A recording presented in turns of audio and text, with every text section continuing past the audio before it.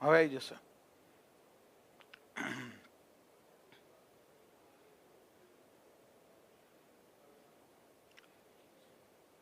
ચલો તો તમામ મિત્રોનું આપણા આજના લાઈવ સેશનમાં હાર્દિક સ્વાગત છે. શરૂ કરીએ. આરટી 2009 આઝાદી કા અમૃત મહોત્સવ અંતર્ગત આપણું આજનું લાઈવ સેશન શરૂ કરી દઈએ. ચલો તો આવે છે મિત્રો, તમામ મિત્રોને મારો વોઇસ ક્લિયર આવી રહ્યો છે અને ક્લિયર દેખાઈ રહ્યો છે વિડીયો? આપણે લાસ્ટ લેક્ચરમાં આરટી 2009 વિશેની બેઝિક વાતચીત કરેલી છે, તો થોડા ક્વેશ્ચન પૂછાઈ લઉં તમને કેટલું યાદ છે. બરાબર, આરટી 2009 આપણી ભગવદ્ ગીતા છે અને એના વિશે આપણને માહિતી હોવી જોઈએ. તો શરૂ કરી દઈએ. Right to education act 2009. કેટલા પ્રકરણ છે મિત્રો આની અંદર? આરટી 2009 પ્રકરણો કેટલા છે? તો કે ભાઈ સાહેબ પ્રકરણો આની અંદર 7 છે. કેટલા? 7. અને કલમો કેટલી છે? તો કલમો 38 છે. 7 પ્રકરણ અને 38 કલમો આરટી 2009 એની વિશે આપણે વાતચીત કરવાના છીએ. બરાબર, લાસ્ટ લેક્ચરમાં આપણે કઈ કલમ સુધી પહોંચેલા હતા? લાસ્ટ લેક્ચરમાં આપણે આઈ થિંક એસએમસી સુધી પહોંચેલા હતા, એટલે કે કલમ 21 સુધી પહોંચેલા હતા. ફટાફટ તમને રિવિઝન કરાવી દઉં અને પછી આપણે આગળ વધીએ. બરાબર, કલમ કુલ કેટલી છે? 38 છે. આપણે પહોંચ્યા હતા ક્યાં? તો કે ભાઈ 21 સુધી પહોંચ્યા હતા. એવું જ છે ને? કાંઈ વાંધો નહીં, આપણે શરૂ કરીએ આપણું સેશન. તો કુલ પ્રકરણ કેટલા છે આરટી 2009 7 પ્રકરણ છે. શેના પરથી આરટી બન્યો છે? બરાબર, તો આપણે આ જે 7 પ્રકરણ છે એની વાતો કરી હતી. 86મો બંધારણીય સુધારો 2002 પરથી આરટી 2009 બન્યો છે. પ્રકરણ 1 પ્રારંભિકની ચર્ચા આપણી થઈ ગઈ હતી 18 સુધી, યુનિટ 4. ઓકે, 18 સુધી પહોંચ્યા તો 19 થી શરૂ કરવાનું છે. 18 સુધીનું ફટાફટ રિવિઝન કરાવી દઉં, પછી 19મી થી શરૂ કરીએ. બરાબર, 1 થી 18 કલમનું ફટાફટ જોરદાર રિવિઝન આપણે કરી લઈએ. તો પ્રારંભિક જે પ્રકરણ 1 છે એમાં 2 કલમો છે. એમાં પહેલી કલમની અંદર ટૂંકી સંજ્ઞા, વ્યાપ્તિ અને આરંભ. ટૂંકી સંજ્ઞા, વ્યાપ્તિ એટલે કે કેટલા વિસ્તારમાં વ્યાપ્ત રહેશે ને આરંભ ક્યારે થયો. તો ટૂંકી સંજ્ઞા આરટી નામ છે. વ્યાપ્તિ જમ્મુ કાશ્મીરને બાદ કરતા સમગ્ર ભારતમાં, અને આરંભ કઈ સાલમાં થયો? 1/4/2010. આટલું ક્લિયર ને? ઓકે. પછી 2 નંબરની કલમમાં, તો કે ભાઈ કલમ 2 માં વ્યાખ્યાઓ છે. શું છે? 17 વ્યાખ્યાઓ છે અલગ અલગ, એટલે વ્યાખ્યાઓ યાદ રાખવાની છે. 2 નંબર. બરાબર, પ્રકરણ 2 કયું છે? તો કે ભાઈ નિઃશુલ્ક અને ફરજિયાત શિક્ષણનો અધિકાર. એમાં 3 થી 5 નંબરની કલમ છે. કલમ 3 શું કહે છે? તો કે ભાઈ કલમ 3 મફત અને ફરજિયાત શિક્ષણનો અધિકાર આપે છે. કલમ 4 છે એમાં પ્રવેશ ન અપાયેલ અથવા અધવચ્ચે અભ્યાસ છોડી દીધેલ બાળકોના પ્રવેશ અંગેની જોગવાઈ, એટલે કે એસટીપી વર્ગોની જોગવાઈ કલમ 4 છે. અને કલમ 5 વિદ્યાર્થીને શાળા બદલવાનો અધિકાર આપવામાં આવેલો છે. ક્લિયર? 3, 4, 5 3, 4, 5 ક્લિયર ને? હા. તો કલમ 3 બરાબર છે, મફત અને ફરજિયાત શિક્ષણનો અધિકાર. કલમ 4 પ્રવેશ ન અપાયેલ અથવા અધવચ્ચે શાળા છોડેલ બાળકોના પ્રવેશ અંગેની જોગવાઈ. બરાબર, વય કક્ષા અનુસાર પ્રવેશ, એસટીપી વર્ગો. અને 5 ની અંદર શાળા બદલવાનો વિદ્યાર્થીનો અધિકાર છે. શાળા બદલવાનો અધિકાર શેમાં છે? કલમ 5 છે. ક્લિયર? 3 નંબરનું પ્રકરણ સંબંધિત સરકાર અને સ્થાનિક સત્તામંડળ અને માતા પિતાની ફરજો છે. બરાબર, પ્રકરણ 3 નું નામ શું છે? સંબંધિત સરકાર, સ્થાનિક સત્તામંડળ અને માતા પિતાની ફરજો. અને એમાં કલમો કેટલી છે? 6 થી 11 છે.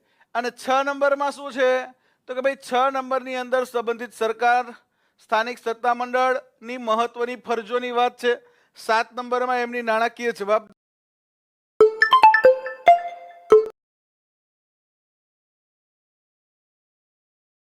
નંબરમાં માતા પિતા અને વાલીની ફરજો છે. અને 11 નંબરની કલમ છે એમાં પૂર્વ શાળા શિક્ષણ સરકારે પૂરું પાડવું. એટલે કે પૂર્વ શાળા શિક્ષણ એટલે કે anganwadi, ECC, early childhood care and education શેમાં છે? કલમ 11 એની જોગવાઈ છે. બરાબર, તો પ્રકરણ 1 પ્રારંભિક પહેલી ને બીજી કલમ. પ્રકરણ 2 નિઃશુલ્ક અને ફરજિયાત શિક્ષણનો અધિકાર 3 થી 5 કલમ. પ્રકરણ 3 સંબંધિત સરકાર, સ્થાનિક સત્તામંડળ અને માતા પિતા અને વાલીની ફરજો, એ પ્રકરણ 3 માં 6 થી 11 કલમ. હા, પ્રકરણનું નામ પણ પૂછી શકે છે, બરાબર છે. કદાચ પેપરની અંદર એમને કલમ નથી પૂછવી, એવું પૂછે કે આરટી 2009 નું પ્રકરણ 3 કયું છે, તો પ્રકરણ 3 નું નામ છે સંબંધિત સરકાર, સ્થાનિક સત્તામંડળ અને માતા પિતાની ફરજો. સૌથી મહત્વનું મોસ્ટ ઇમ્પોર્ટન્ટ પ્રકરણ શાળા અને શિક્ષકોની જવાબદારીઓ. બરાબર, આપણે ચાલુ કરેલું હતું 17 કલમો છે. પ્રકરણ 4 મોસ્ટ ઇમ્પોર્ટન્ટ છે, બરાબર, એ આપણે શરૂ કરી દીધું હતું. એની અંદર કલમ 12 માં શું જોયું હતું?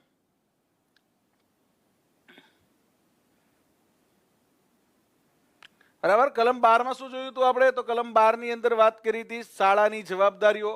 એમાંય ખાનગી શાળામાં 25% નબળા વર્ગના બાળકો. 13 માં શું જોયું હતું? તો કે ભાઈ વધારાની કેપિટેશન ફી, ઇન્ટરવ્યુ અને કસોટી ઉપર પ્રતિબંધ. કલમ 13 મોસ્ટ ઇમ્પોર્ટન્ટ. કલમ 14 માં શું જોયું હતું? તો કે ભાઈ કલમ 14 માં પ્રવેશ માટે ઉંમરની સાબિતી. કલમ 15, તો 15 ની અંદર જોયું હતું આપણે પ્રવેશની ના પાડવી નહીં, કોઈ પણ સમયે વિદ્યાર્થીને પ્રવેશ આપવાનો છે. 16 ની અંદર શું જોયું હતું? તો 16 ની અંદર નો ડિટેન્શન પોલિસી, વિદ્યાર્થીને નાપાસ કરવો નહીં, એકને એક વર્ગમાં રોકી રાખવો નહીં, વર્ગ બઢતી અટકાવી નહીં. અને 17 નંબરમાં વિદ્યાર્થીને શારીરિક કે માનસિક શિક્ષા કરવી નહીં. અને 18 નંબરમાં જોયું હતું કે માન્યતા પ્રમાણપત્ર વિના શાળા શરૂ કરવી નહીં. ક્લિયર? 18 સુધીની કલમો આપણે રિવિઝન કરી લીધી છે, બધી આપણને યાદ છે, બરાબર. સારી રીતે તમે બધી કલમો રેકોગ્નાઇઝ કરી શક્યા છો, યાદ કરી શક્યા છો. કરશો ને યાદ બધી? 18 સુધીની મેં તમને યાદ કરાવી દીધી છે ભાઈ.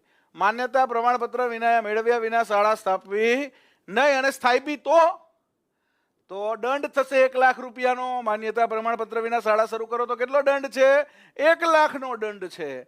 અને પછી પણ ચાલુ રાખો તો 1 દિવસના 10,000 નો દંડ છે. આ બધું જ આપણે ભણી ગયા છીએ, બરાબર. લેક્ચર તમે 1 વાર 2 વાર 3 વાર જોશો એટલે બધી જ કલમો યાદ રહી જશે. આ મારી ગેરંટી છે. આરટીઈ ની અંદર તમે ક્યાંય પાછા પડશો નહીં. આમાંથી કદાચ મહત્વની તો 10-12 કલમો છે, પણ મેં તમને બધી યાદ રખાઈ. કદાચ અઘરું પેપર આવે તો. હા, આપણે તો હવે ટેટ ટાટની પરીક્ષા આંદોલન કરીને લાવવાની છે, એટલે કદાચ જ્યારે આંદોલન થાય ને ત્યારે પેપર અઘરું આવે. આ એક માનસિકતા છે. જ્યારે તમે સરકાર ઉપર પ્રેશર લાઈન પરીક્ષા લાવો ને ત્યારે પેપર અઘરું આવે. કોન્સ્ટેબલમાં આપણે બહુ પ્રેશર લાયા તો સરકારે પેપર કેવું કાઢ્યું તમને ખબર છે. MPHW વાળા આંદોલન કર્યા, કેવું પેપર આવ્યું તમને ખબર છે. જ્યારે આંદોલન થાય ત્યારે પેપર અઘરું આવે. આ વાસ્તવિકતા છે. એટલે પેપર અઘરું આવશે, ભલે અઘરું આવે પણ આવવું જોઈએ. અને અઘરું આવે તોય આપણે ક્યાંય પાછા પડવાના નથી. ભૂકા કાઢી નાખવાના છે. આવડશે ને બધાને? ક્યાંય તકલીફ નહીં પડે ને? હા સાહેબ, કે તકલીફ ના પડે, ભૂકા કાઢી નાખીએ. કાઢશો ને ભૂકા? ચલો, તો માન્યતા પછી શરતો ભંગ થાય તો માન્યતા પાછી. બાળકોને નજીકની શાળામાં દાખલ, માન્યતા તમને મળી ગયા પછી સરકારના જે નિયમો છે, સરકારની જે શરતો છે, આરટી 2009 છે, આપણો એક્ટ છે, આરટી રૂલ્સ 2012 છે, અને મુંબઈ પ્રાથમિક શિક્ષણ અધિનિયમ 1947 છે, મુંબઈ પ્રાથમિક શિક્ષણ વિનિયમો 1949 છે. આનો ભંગ થાય, આનું પાલન ન થાય તો પણ શાળાની મંજૂરી પાછી ખેંચાય, આવી જોગવાઈ છે. પ્રથમવાર ₹1 લાખનો દંડ છે ભૈયા. કેટલો દંડ છે? 1 લાખનો દંડ જો માન્યતા પ્રમાણપત્ર મેળવ્યા વિના શાળા શરૂ કરી તો. આપણે આગળ ભણ્યા હતા, બરાબર. માન્યતા પાછી ખેંચ્યા બાદ જો શાળા ચાલુ રહે તો 1 દિવસનો 10,000 નો દંડ છે. કોર્પોરેશનમાં પ્રાથમિક શાળાને માન્યતા માટે ડીઓ પ્રોસિજર કરશે. ગ્રામ્ય વિસ્તારમાં પ્રાથમિક શાળાને માન્યતા માટે ડીપીઓ પ્રોસિજર કરશે, એટલે કે જિલ્લા શિક્ષણ સમિતિ. હાઈસ્કૂલને માન્યતા ઓનલાઈન ફોર્મ દ્વારા ગુજરાત સરકારનું માધ્યમિક શિક્ષણ બોર્ડ. હવે મંજૂરી માટે આટલી સુવિધાઓ નક્કી કરેલી છે સરકારે, બરાબર છે. કેટલી સુવિધાઓ જોઈએ? આવામાંથી પ્રશ્નો પૂછાય છે, બરાબર છે. આ પ્રશ્નો ખાસ પૂછાય છે તો ખાસ યાદ રાખવાના છે.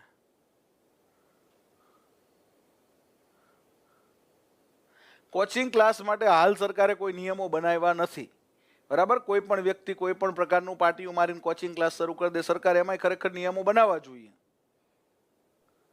કે ભાઈ ક્વોલિફાઈડ વ્યક્તિ જ કોચિંગ ક્લાસ શરૂ કરે, કે જે વ્યક્તિએ પરીક્ષા પાસ કરી હોય ને એ ભણાવે તો વધારે સારું એમ.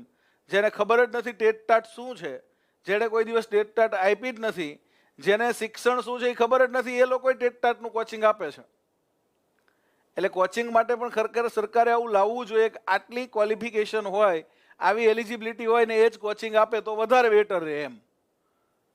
બાકી તો કેવું છે, કોઈનું લેક્ચર જોઈને સીધું પછી હવે પીપીટીમાં આખું લખીને આવી જવાનું અને આખે આખું વાંચી જવાનું. તો એ શિક્ષણ નથી. એજ્યુકેશન શું છે, આ કદાચ પીપીટી ના હોય તો તમને આ બધી જ વસ્તુ મોઢે પણ ભણાવી જ દઉં છું. આ પીપીટી હવે એવું છે કે ભાઈ પીપીટીનો ક્રેઝ છે એટલે, બાકી આ પીપીટીની કોઈ જરૂર નથી. આરટીની 38 કલમ 7 પ્રકરણ તમને ઓરલી હું ભણાવી જ શકું છું, અને એવું કોઈ ગુજરાતમાં નહીં ભણાવી શકે. બરાબર, બધાય પીપીટી લઈને આવશે ને વાંચી જશે ને એમ કહેશે કે અમે ભણાવી દીધું. પણ એ યાદ ના રહે. યાદ રાખવા માટે ટીચિંગ લર્નિંગ પ્રોસેસ થવી જોઈએ. કારણ કે તમે બીએડ કર્યું છે, મેં બીએડ કર્યું છે, તમારી અંદર શિક્ષક છે, મારી અંદર શિક્ષક છે, અને શિક્ષક મને એવું કહે છે ખરેખર શિક્ષણની જે પ્રક્રિયા છે ને આ રીતે થવી જોઈએ. બાકી તો સાહેબ મેં ડેપ્થમાં ભણાવ્યું, ડેપ્થમાં પણ વાંચી વાંચીને ભણાવ્યું. તે ડેપ્થમાં ભણાવ્યું, તને આવડતું નહોતું, તું આવીને બધી આખી પીપીટી વાંચી ગયો. એ ભણાયું ના કહેવાય, એ વાંચ્યું કહેવાય. ભણાયું કેને કહેવાય? ઓરલી જે વસ્તુ તમે બોલો છો, બરાબર, અને ઓરલી તમે એને ડિફાઇન કરો છો, એક્સપ્લેન કરો છો, એને કહેવાય. બાકી તો બધાને વાંચતા તો આવડે જ ને, અહીં અંદર પીપીટી લઈને આવ્યા હોય અને પછી મંડે વાંચવા સડસડાટ. એ કે જો કેટલું ડેપ્થમાં મેં આરટી કરાવ્યું, પણ ભાઈ તને આરટીની 7 કલમે મોઢે નથી. ખરેખર ઓરિજિનલ ટીચિંગ શું છે? એ ઓરિજિનલ છે. ઓરિજિનાલિટી છે. અને તમને ખ્યાલ આવી જ જાય, જેને ખબર હોય ને કે ભાઈ આ ખરેખર આની અંદર ટીચિંગ સ્ટાઇલ છે, આની અંદર શિક્ષક જીવે છે.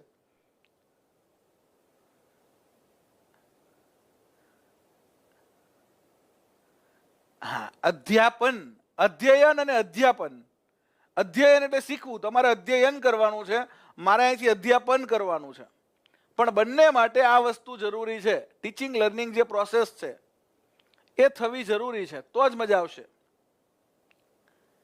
તો આરટીઈ અને આરટીઈના રિલેટેડ પ્રશ્નો ટેટ ટાટની પરીક્ષામાં આવે છે. આપણો એક પણ પ્રશ્ન ખોટો પડવાનો નથી. હા, ખોડીદાસ ઝાલોડિયા પણ એ જ રીતે ભણાવે તમને, એ વેમાં જ ભણાવે. કારણ કે એણે તો મનોવિજ્ઞાનમાં પીએચડી કર્યું છે અને એની અંદર શિક્ષક જીવે છે ને.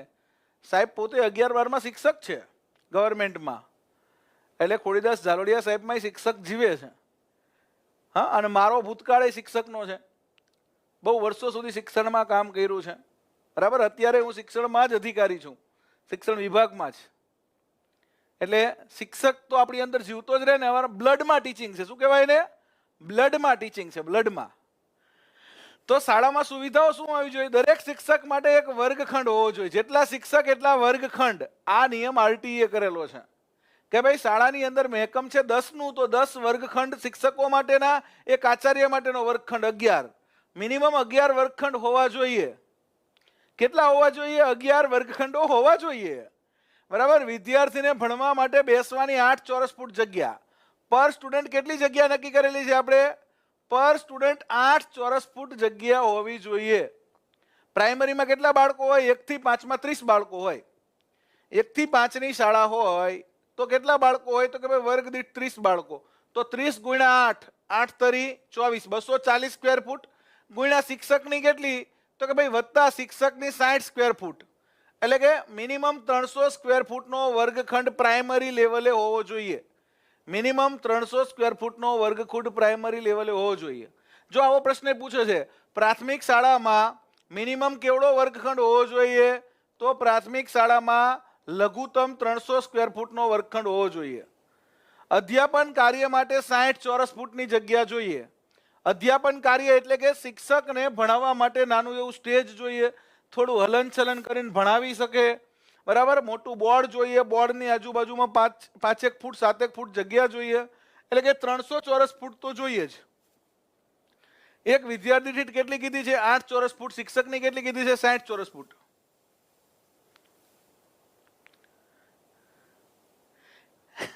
એવો નિયમ નથી, બરાબર, કે આંગણવાડીમાં જ બેસાડવા પડે, પ્લે હાઉસમાં નહીં. એવો નિયમ નથી.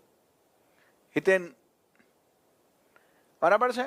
પણ હું એવું કહું છું કે ભાઈ હવે બાલ વાટિકા ફરજિયાત કરાવજો. પહેલા ધોરણ પહેલાનું ધોરણ છે ને એ બાલ વાટિકા ગુજરાત સરકાર લાવે છે, એટલે 5 વર્ષે બાલ વાટિકામાં લઈ લેવાનો. ભલે તમે શરૂઆતમાં પ્લે હાઉસમાં મૂક્યો છે, પણ બાલ વાટિકા કરાવજો બાળકને.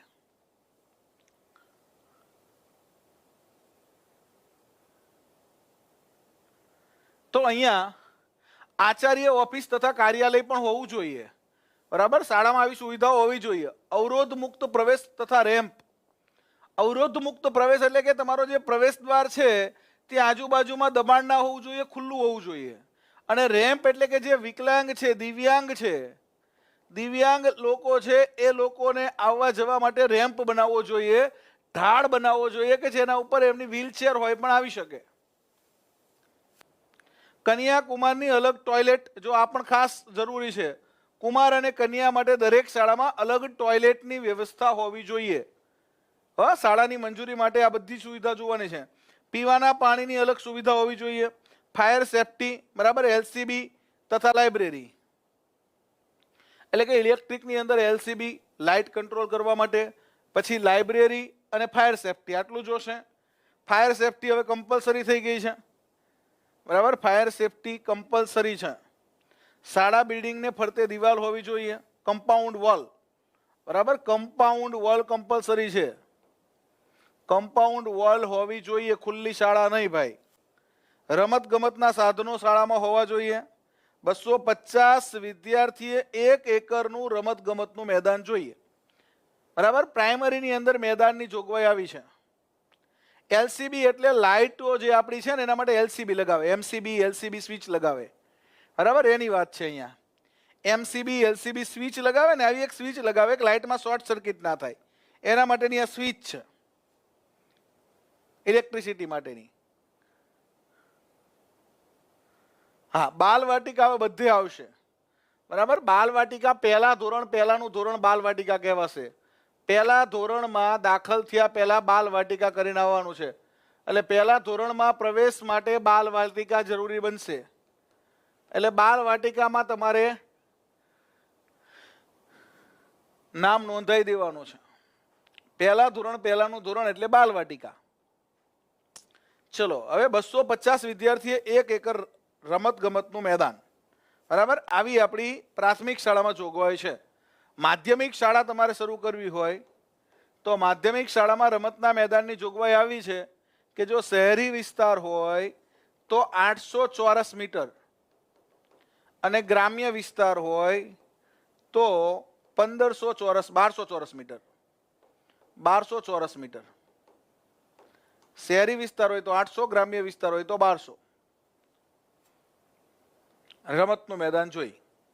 અને પ્રાઇમરીમાં તો કે ભાઈ 250 વિદ્યાર્થી સુધી 1 એકર, પછી વધે તો મેદાન મોટું કરવાનું છે.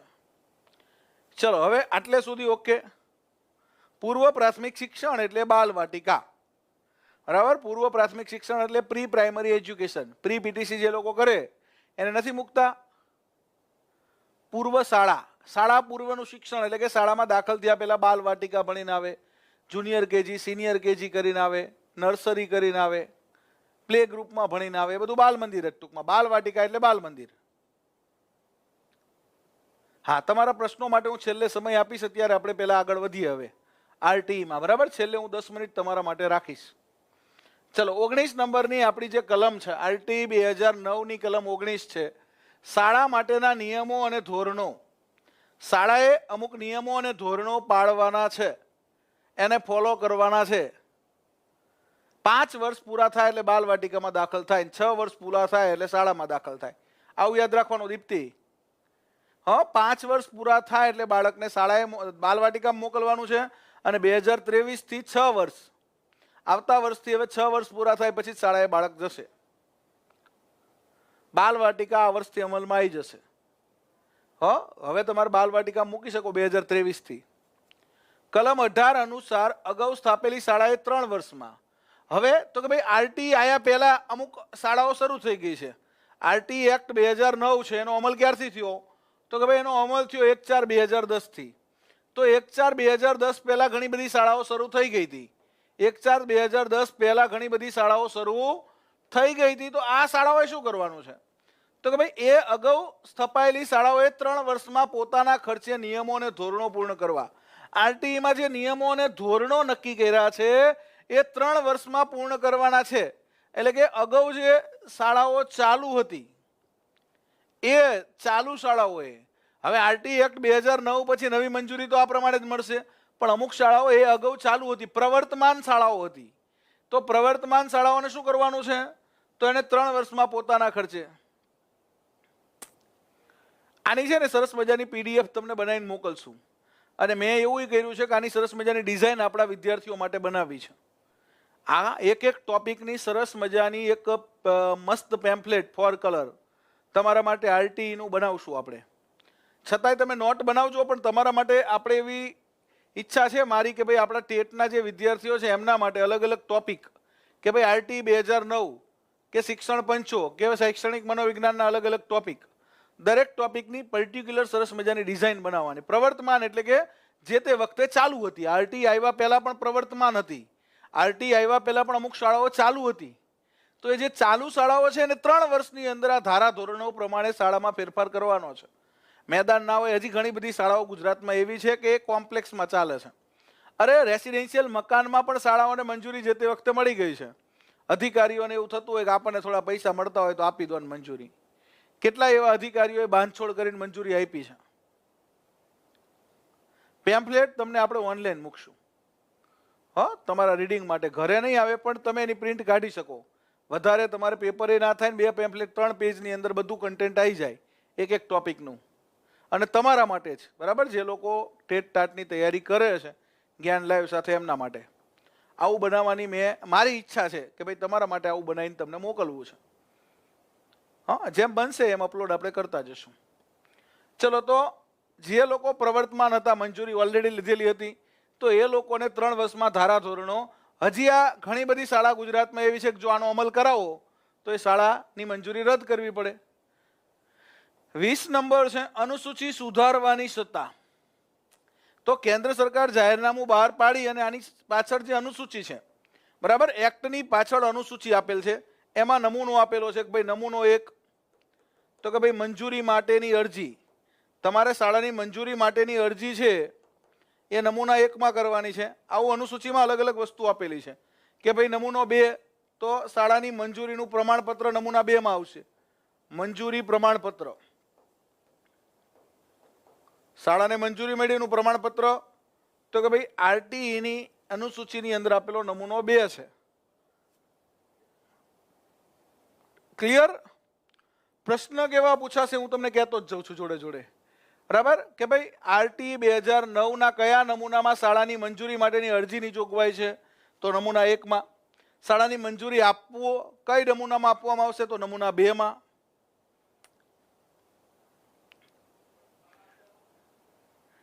ચલો, હવે મહત્વની કલમ 21, શાળા સંચાલન સમિતિ. અનુસૂચિ એટલે એક્ટ પાછળ જોડવામાં આવેલા વધારાના પેજ, બરાબર છે.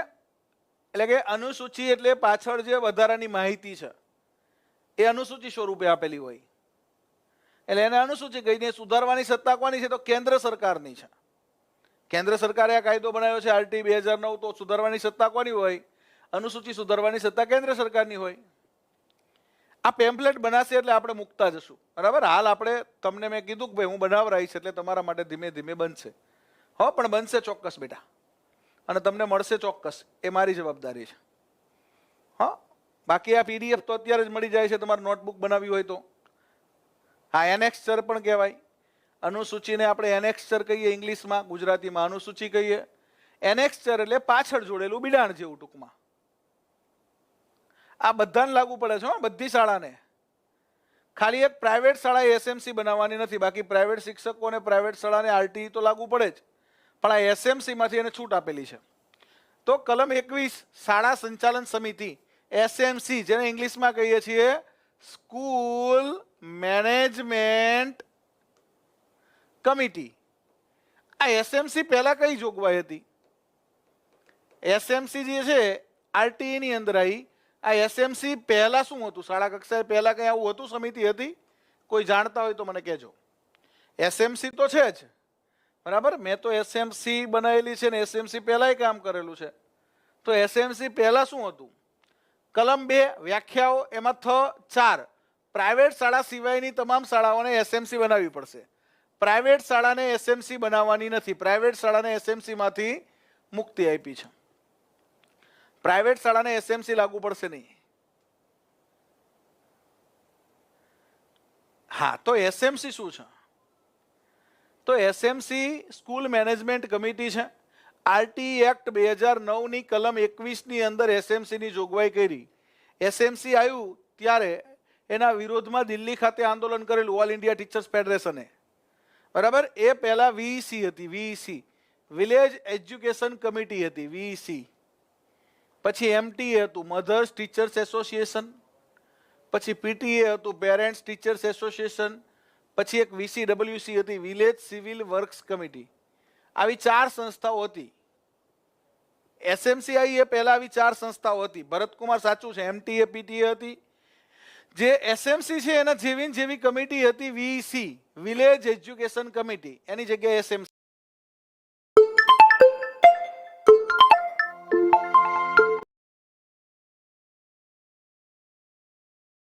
કામ કર્યું હોય એને જ ખબર હોય ને, શિક્ષક તરીકે, આચાર્ય તરીકે. અને મેં 15 વર્ષ આચાર્ય તરીકે કામ કર્યું છે. કેટલા વર્ષ? 15 વર્ષ. એટલે બહુ મીટિંગો બોલાવી છે વીસી ની ને એસએમસી ની. વિલેજ એજ્યુકેશન કમિટી આવી કમિટી હતી વીસી, એની જગ્યાએ SMC school management committee RT act 2009 ની કલમ 21 અન્વયે આવી. હવે આનો પ્રશ્ન વારંવાર પૂછાય છે. એસએમસી મોસ્ટ ઇમ્પોર્ટન્ટ છે. નોંધ કરજો, એસએમસી કેવી છે? મોસ્ટ ઇમ્પોર્ટન્ટ છે. અહીંથી પ્રશ્ન આવશે મોસ્ટ આઈએમપી. એસએમસી નો પ્રશ્ન દરેક એક્ઝામમાં હોય અને હોય. તો ખાસ સમજી લેજો એસએમસી શું છે. હા, તો હવે એસએમસી ડિટેલમાં તમને સમજાવું છું. તો દરેક શાળાએ એસએમસી બનાવવાની છે. બરાબર. દરેક શાળાએ શું બનાવવાનું છે? એસએમસી. ટૂંકમાં એની ડિટેલ સમજાવું તો એસએમસી માં કુલ સભ્યો કેટલા હશે? તો કુલ સભ્યો 12 હશે, વત્તા એક મરજિયાત સભ્ય હશે. પણ 12 સભ્યો કહેવાના, આ મરજિયાત છે. મરજિયાત સભ્ય સ્થાનિક કડીઓ છે. 12 સભ્યમાંથી 75% સભ્યો કેવા હશે? 75% સભ્યો વાલીમાંથી હશે, વાલીમાંથી, વિદ્યાર્થીના. 50% સભ્યો મહિલાઓ હશે. 50% સભ્યો મહિલાઓમાંથી હશે. મહિલાઓમાંથી 50%, વાલીઓમાંથી 75%, અને કુલ સભ્યોમાંથી એક સભ્ય પીઆરઆઈ નો સભ્ય હશે. આ પીઆરઆઈ એટલે શું? એક સભ્ય પીઆરઆઈ નો સભ્ય હશે, જેને આપણે સ્થાનિક સત્તા મંડળનો સભ્ય કહી છીએ. એક સભ્ય આ હશે. એક સભ્ય શિક્ષણવિદ હશે, શિક્ષણવિદ હશે. અને એક સભ્ય સચિવ તરીકે શાળાના કોણ હશે? સભ્ય સચિવ કોણ હશે? એસએમસી નું. એસએમસી ના સભ્ય સચિવ તરીકે કોણ રહેશે? તો કે ભાઈ શાળાના આચાર્ય હોદ્દાની રૂએ એસએમસી ના સભ્ય સચિવ રહેશે. આટલી યાદ રાખવાનું છે. કેટલા સભ્યો હોય? તો જવાબ 12 સભ્યો આપવાનો છે. બરાબર. એક મરજિયાત સભ્ય ગણીએ તો 13. શિક્ષણવિદની પસંદગી કોણ કરશે? એક શિક્ષણવિદ હશે. શિક્ષણવિદની પસંદગી કોણ કરશે? એસએમસી માં શિક્ષણવિદ તરીકે કોને રાખવા એની પસંદગી કોણ કરશે? શાળાના આચાર્ય હોદ્દાની રૂએ સભ્ય સચિવ હશે. જો આટલું મેં તમને ટૂંકમાં સમજાવ્યું, એ બધું અહીંયા લખેલું છે જ કે ભાઈ સમિતિમાં 3/4 સભ્યો શાળાના વિદ્યાર્થીઓના વાલીઓ રહેશે. 3/4 એટલે કે 75% સભ્યો વાલીઓમાંથી રહેશે, શાળાના વિદ્યાર્થીઓના વાલીઓ. એમાંય પ્રતિનિધિત્વ છે. વાલીઓમાંય તે એસસી, એસટી, એસસીબીસી ના વાલીઓ આવી જાય, પહેલા બીજા ધોરણના વાલી આવી જાય, 3 થી 5 ના વાલીમાંથી આવી જાય, 6 થી 8 ના વિદ્યાર્થીના વાલીમાંથી પણ આવી જાય. સરપંચ છે એ સ્થાનિક સત્તામંડળના સભ્ય તરીકે રહી શકે, રહેવું હોય તો. પણ જરૂરી નથી કે સરપંચને રાખવો જ. આ પીઆરઆઈ એટલે પંચાયતી રાજ ઇન્સ્ટિટ્યુશન. આચાર્ય નક્કી નહીં કરે. શિક્ષણવિદ કોણ નક્કી કરશે? એસએમસી ની સમિતિના વાલીઓ.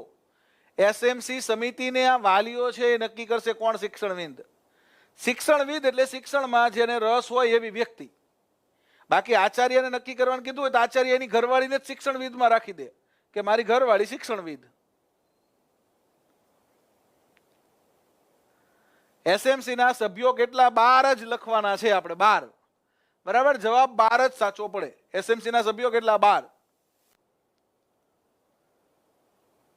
બરાબર, 12 સભ્યો જ આપણે કહેવાના. એક મરજિયાત સભ્ય સ્થાનિક કડીઓ કંઈક બાંધકામ કરવું હોય તો જરૂર પડે એટલે મરજિયાત રાખ્યો છે, જરૂર પડે તો લેવાનું. સમિતિમાં 1/3 સભ્યો મહિલાઓ રહેશે. બરાબર, 75% વાલીઓ એટલે 9 સભ્યો વાલીમાંથી આવશે. 9 સભ્યો, 9 સભ્યો વાલીમાંથી. 1/3 સભ્યો મહિલાઓ એટલે 6 સભ્યો મહિલાઓમાંથી હશે. કુલ સભ્યોમાંથી 50% મહિલાઓ છે. સમિતિમાં વંચિત જૂથના વાલીઓને પ્રમાણસરનું પ્રતિનિધિત્વ મળશે, એટલે કે એસટી, એસસી, એસસી, બીસી. હા, વર્ષમાં 4 વાર બોલાવવાની, દર 3 મહિને એકવાર બોલાવવાની. એસએમસી ની મીટિંગ દર 3 મહિને, દર 3 મહિને એકવાર બેઠક બોલાવવાની છે.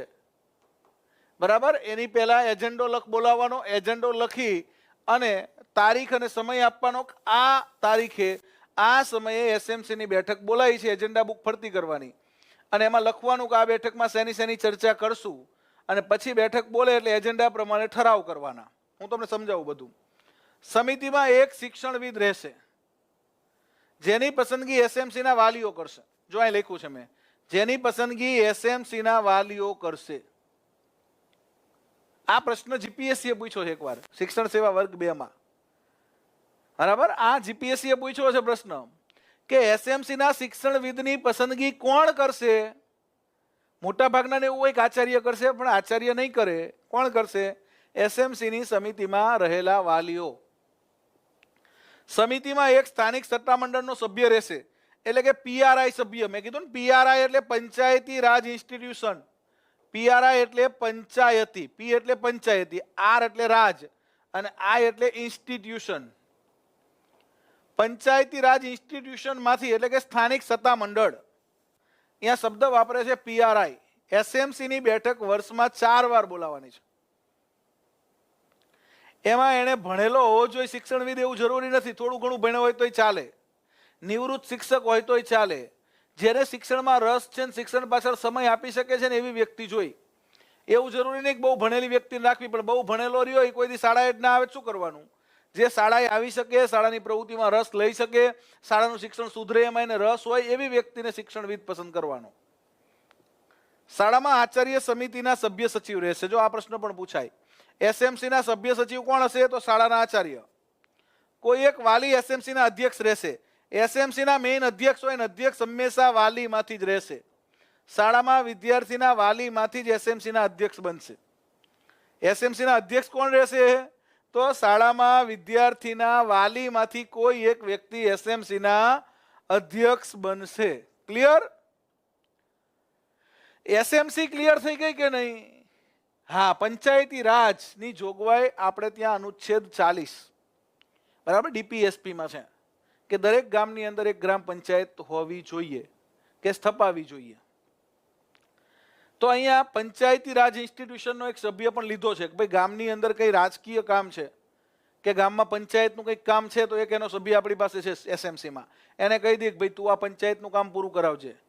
આપણે શાળા ફરતે સફાઈ કરાવી છે પંચાયત દ્વારા, અથવા શાળાની આજુબાજુ કોઈ દબાણ કર્યું છે અને ફરિયાદ કરવી છે, તો પંચાયતી રાજ ઇન્સ્ટિટ્યુશનનો સભ્ય હશે એ તાત્કાલિક એ દબાણ દૂર કરાવશે. એસએમસી આખી ક્લિયર? એસએમસી કેટલા સભ્યોની હશે? 12 સભ્યોની. 12 માંથી કેટલા સભ્યો વાલીઓમાંથી હશે? તો 9 સભ્યો, એટલે કે 75% સભ્યો વાલીમાંથી હશે. 50% સભ્યો શિક્ષણવિદ તરીકે તમે લો, અને વાલી હોય એવું જરૂરી નથી. શિક્ષણવિદ કોઈ પણ ચાલશે, વાલીમાંથી જ લેવો એવું નહીં. કોઈ નિવૃત્ત શિક્ષક છે, એના છોકરા ભલે શાળામાં નથી ભણતા પણ એને રસ છે શાળામાં, તો એ નિવૃત્ત શિક્ષકને શિક્ષણવિદ બનાવી શકાય. એસએમસી નું ફૂલ ફોર્મ બેટા school management committee. Arvind Dave, school management committee બેટા. ક્લિયર છે? સમજાય છે? હું જે કહું છું આમાંથી એક પ્રશ્ન આવશે, આપણે એક પણ ભૂલ પડવી ના જોઈએ. બરાબર, સ્કૂલ મેનેજમેન્ટ કમિટી પહેલા શું કહેવાતી? પહેલા વીસી કહેવાતી, વિલેજ એજ્યુકેશન કમિટી. એમાંથી તો કે એસએમસી થઈ. બરાબર, એસએમસી છે એ પ્રાઇવેટ શાળાને લાગુ પડશે નહીં. બરાબર, ગવર્મેન્ટ સ્કૂલને લાગુ પડશે, ગ્રાન્ટેડ સ્કૂલને લાગુ પડશે, પણ ખાનગી શાળાને લાગુ પડશે નહીં. કુલ સભ્યો કેટલા હશે? 12. 12 માંથી 9 સભ્યો વાલીમાંથી અને 50% સભ્યો મહિલા સભ્યો છે, એટલે કે 6 સભ્યો મહિલા સભ્યો છે. એસએમસી ની અંદર એસએમસી ના અધ્યક્ષ કોણ હશે? વાલીમાંથી હશે. સભ્ય સચિવ કોણ હશે? આચાર્ય હશે. શિક્ષણવિદ કોણ હશે? તો કે શાળાના વાલીઓ પસંદ કરે શિક્ષણવિદ હશે. અને મોસ્ટલી નિવૃત્ત શિક્ષક હોય છે એને આપણે શિક્ષણવિદ બનાવતા હોઈએ છીએ. ક્લિયર આટલું? અને દર કેટલા મહિને? તો કે ભાઈ દર 3 મહિને એકવાર બેઠક. બરાબર, દર 3 મહિને એકવાર બેઠક કરવાની હોય છે. ગામમાં પંચાયત જ ના હોય તો જૂથ પંચાયત હોય, બાજુના ગામની પંચાયત લાગુ પડતી હોય તમને. બરાબર, જો અહીંયા વળી પાછું એસએમસી એટલે school management committee, full form આવી ગયું. એસએમસી નું ગુજરાતી નામ શાળા કક્ષાએ વ્યવસ્થાપન સમિતિ. શાળા વ્યવસ્થાપન સમિતિ એવું જ રાખો ને આપણે, શાળા વ્યવસ્થાપન સમિતિ. બરાબર, ગુજરાતી નામ છે શાળા વ્યવસ્થાપન સમિતિ. પહેલા વીઈસી ના નામે શરૂ થઈ હતી. પહેલા હતું વીઈસી, બરાબર, ત્યારબાદ એસએમસી. આરટી 2009 ની કલમ 21 અનુસાર એસએમસી નામ પડ્યું. પહેલા હતું વીઈસી. વીઈસી નું પૂરું નામ છે વિલેજ એજ્યુકેશન કમિટી. બરાબર, વિલેજ એજ્યુકેશન કમિટી. દર 2 વર્ષે પુનઃરચના. આ પ્રશ્ન પણ પૂછાઈ શકે. એસએમસી ની પુનઃરચના દર 2 વર્ષે. એસએમસી દર 2 વર્ષે નવી બનાવવાની છે. દર 2 વર્ષે બીજા વાલીઓને લેવાના છે, જેને આવવું હોય એને. એસએમસી માં કુલ 12 સભ્યો, 75% 9 વાલીઓ. જો 9 વાલીઓનું બ્રેકઅપ આ રીતે છે કે ભાઈ 1 થી 4 માંથી 2 વાલી લેવાના, 5, 6 માંથી 4 વાલી લેવાના, 5મા અને 6ઠ્ઠા માંથી. બરાબર, અને 25%, બરાબર, વત્તા 25% 3 વાલીઓ છે એ 6 થી 8 ના લેવાના છે. આ 3 વાલીઓ છે એ 6 થી 8 ના લેવાના છે, એટલે 7, 8 ના. 7 અને 8 માંથી 3 વાલીઓ, એટલે કુલ કેટલા? તો ભાઈ 9 વાલીઓ થયા. બરાબર, એક સભ્ય સ્થાનિક, એક શિક્ષક, આચાર્ય, સભ્ય સચિવ તરીકે. બરાબર, આચાર્ય શાળામાં હોય તો આચાર્ય, નહીતર શિક્ષકને સભ્ય સચિવ બનાવવાનો છે, સિનિયર શિક્ષકને. સ્થાનિક શિક્ષણવિદ અથવા વિદ્યાર્થી વત્તા કડીઓ.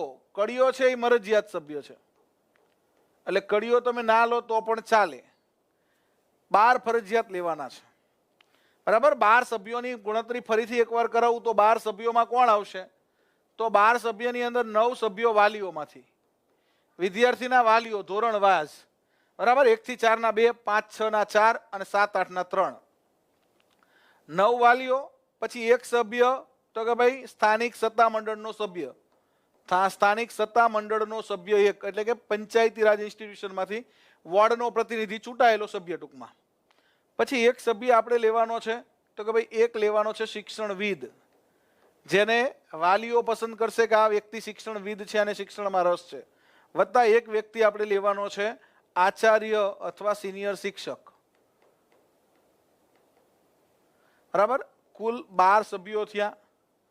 આની એસએમસી માંથી તો કે 9 સભ્યો છે, 75% એ વાલીઓ છે, 6 સભ્યો છે, 50% એ મહિલાઓ છે.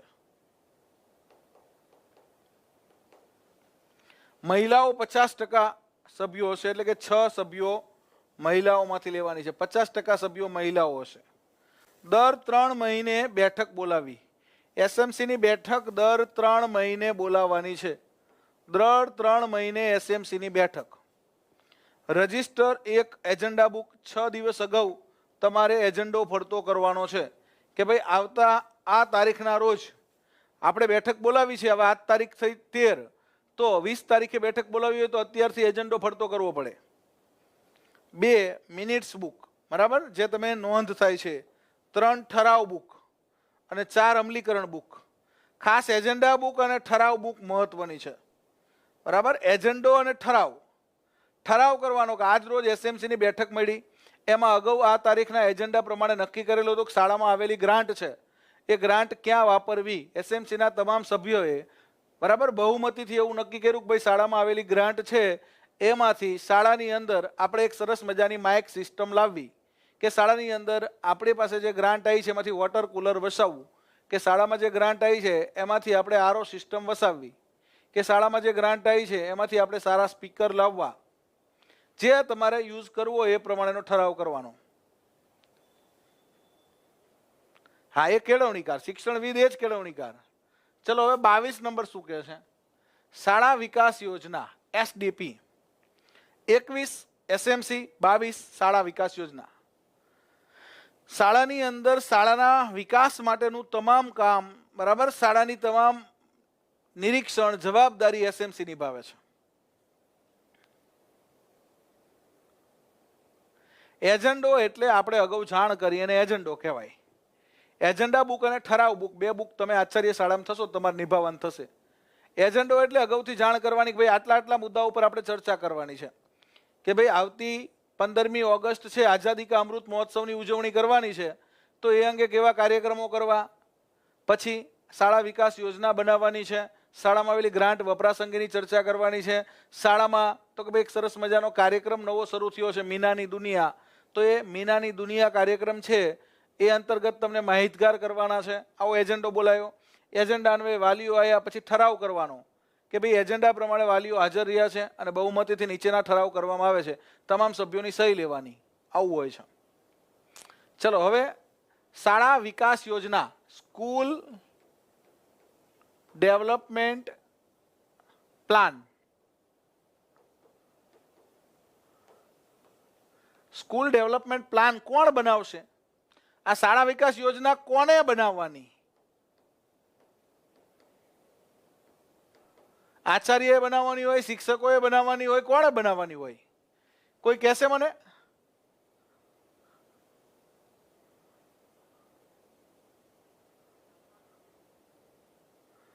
કોઈ પણ શાળામાં ગ્રાન્ટ કેટલી આવી છે ને અને કેમ નથી વપરાણી એ તમે RTIમાં પૂછી શકો. શાળાના આચાર્ય જઈને પૂછી શકો કે સાહેબ આપણે શાળામાં ગ્રાન્ટ આવી ક્યાં વાપરી છે? શાળાના SMCના સભ્યોને પૂછ્યા વિના ગ્રાન્ટ વપરાતી નથી. ગ્રાન્ટ વાપરવા માટે ચેકમાં એક SMCના મહિલા સભ્ય અને આચાર્ય બંનેની સહી હોય ને ત્યારે SMC બનાવવાની જવાબદારી શાળાની છે, બરાબર. શાળાના આચાર્યએ આખા ગામના જે લોકો છે જેના બાળકો શાળામાં ભણે છે એમને બધાને બોલાવી અને SMCની રચના કરવાની છે, SMCની સમજ આપવાની છે. એટલે શાળાની ગ્રાન્ટ વપરાશ પણ SMC જ કરે છે, સ્કૂલ મેનેજમેન્ટ કમિટી.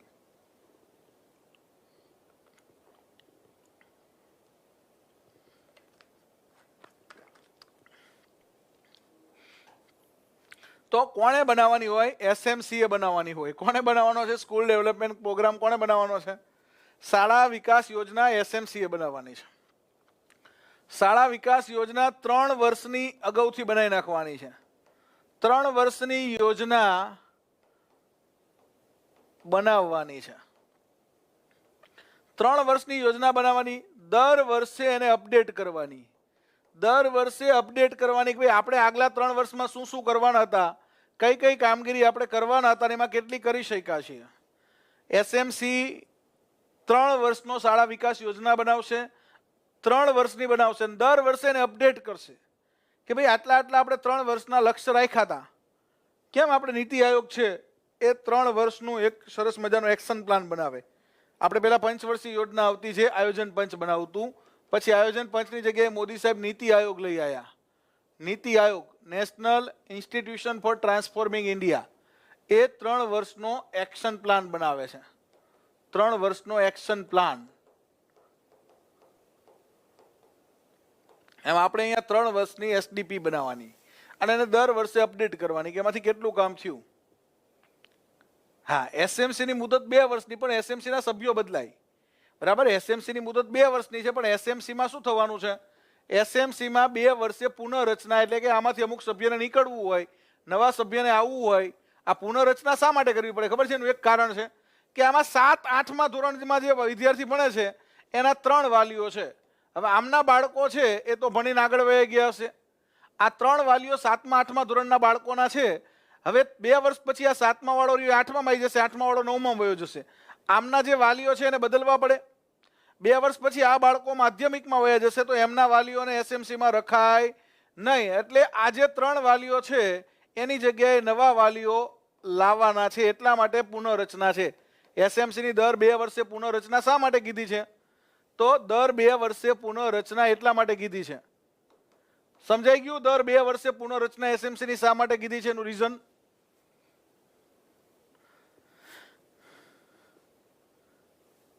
પહેલી જાન્યુઆરી 2015 થી નીતિ આયોગની સ્થાપના થઈ છે.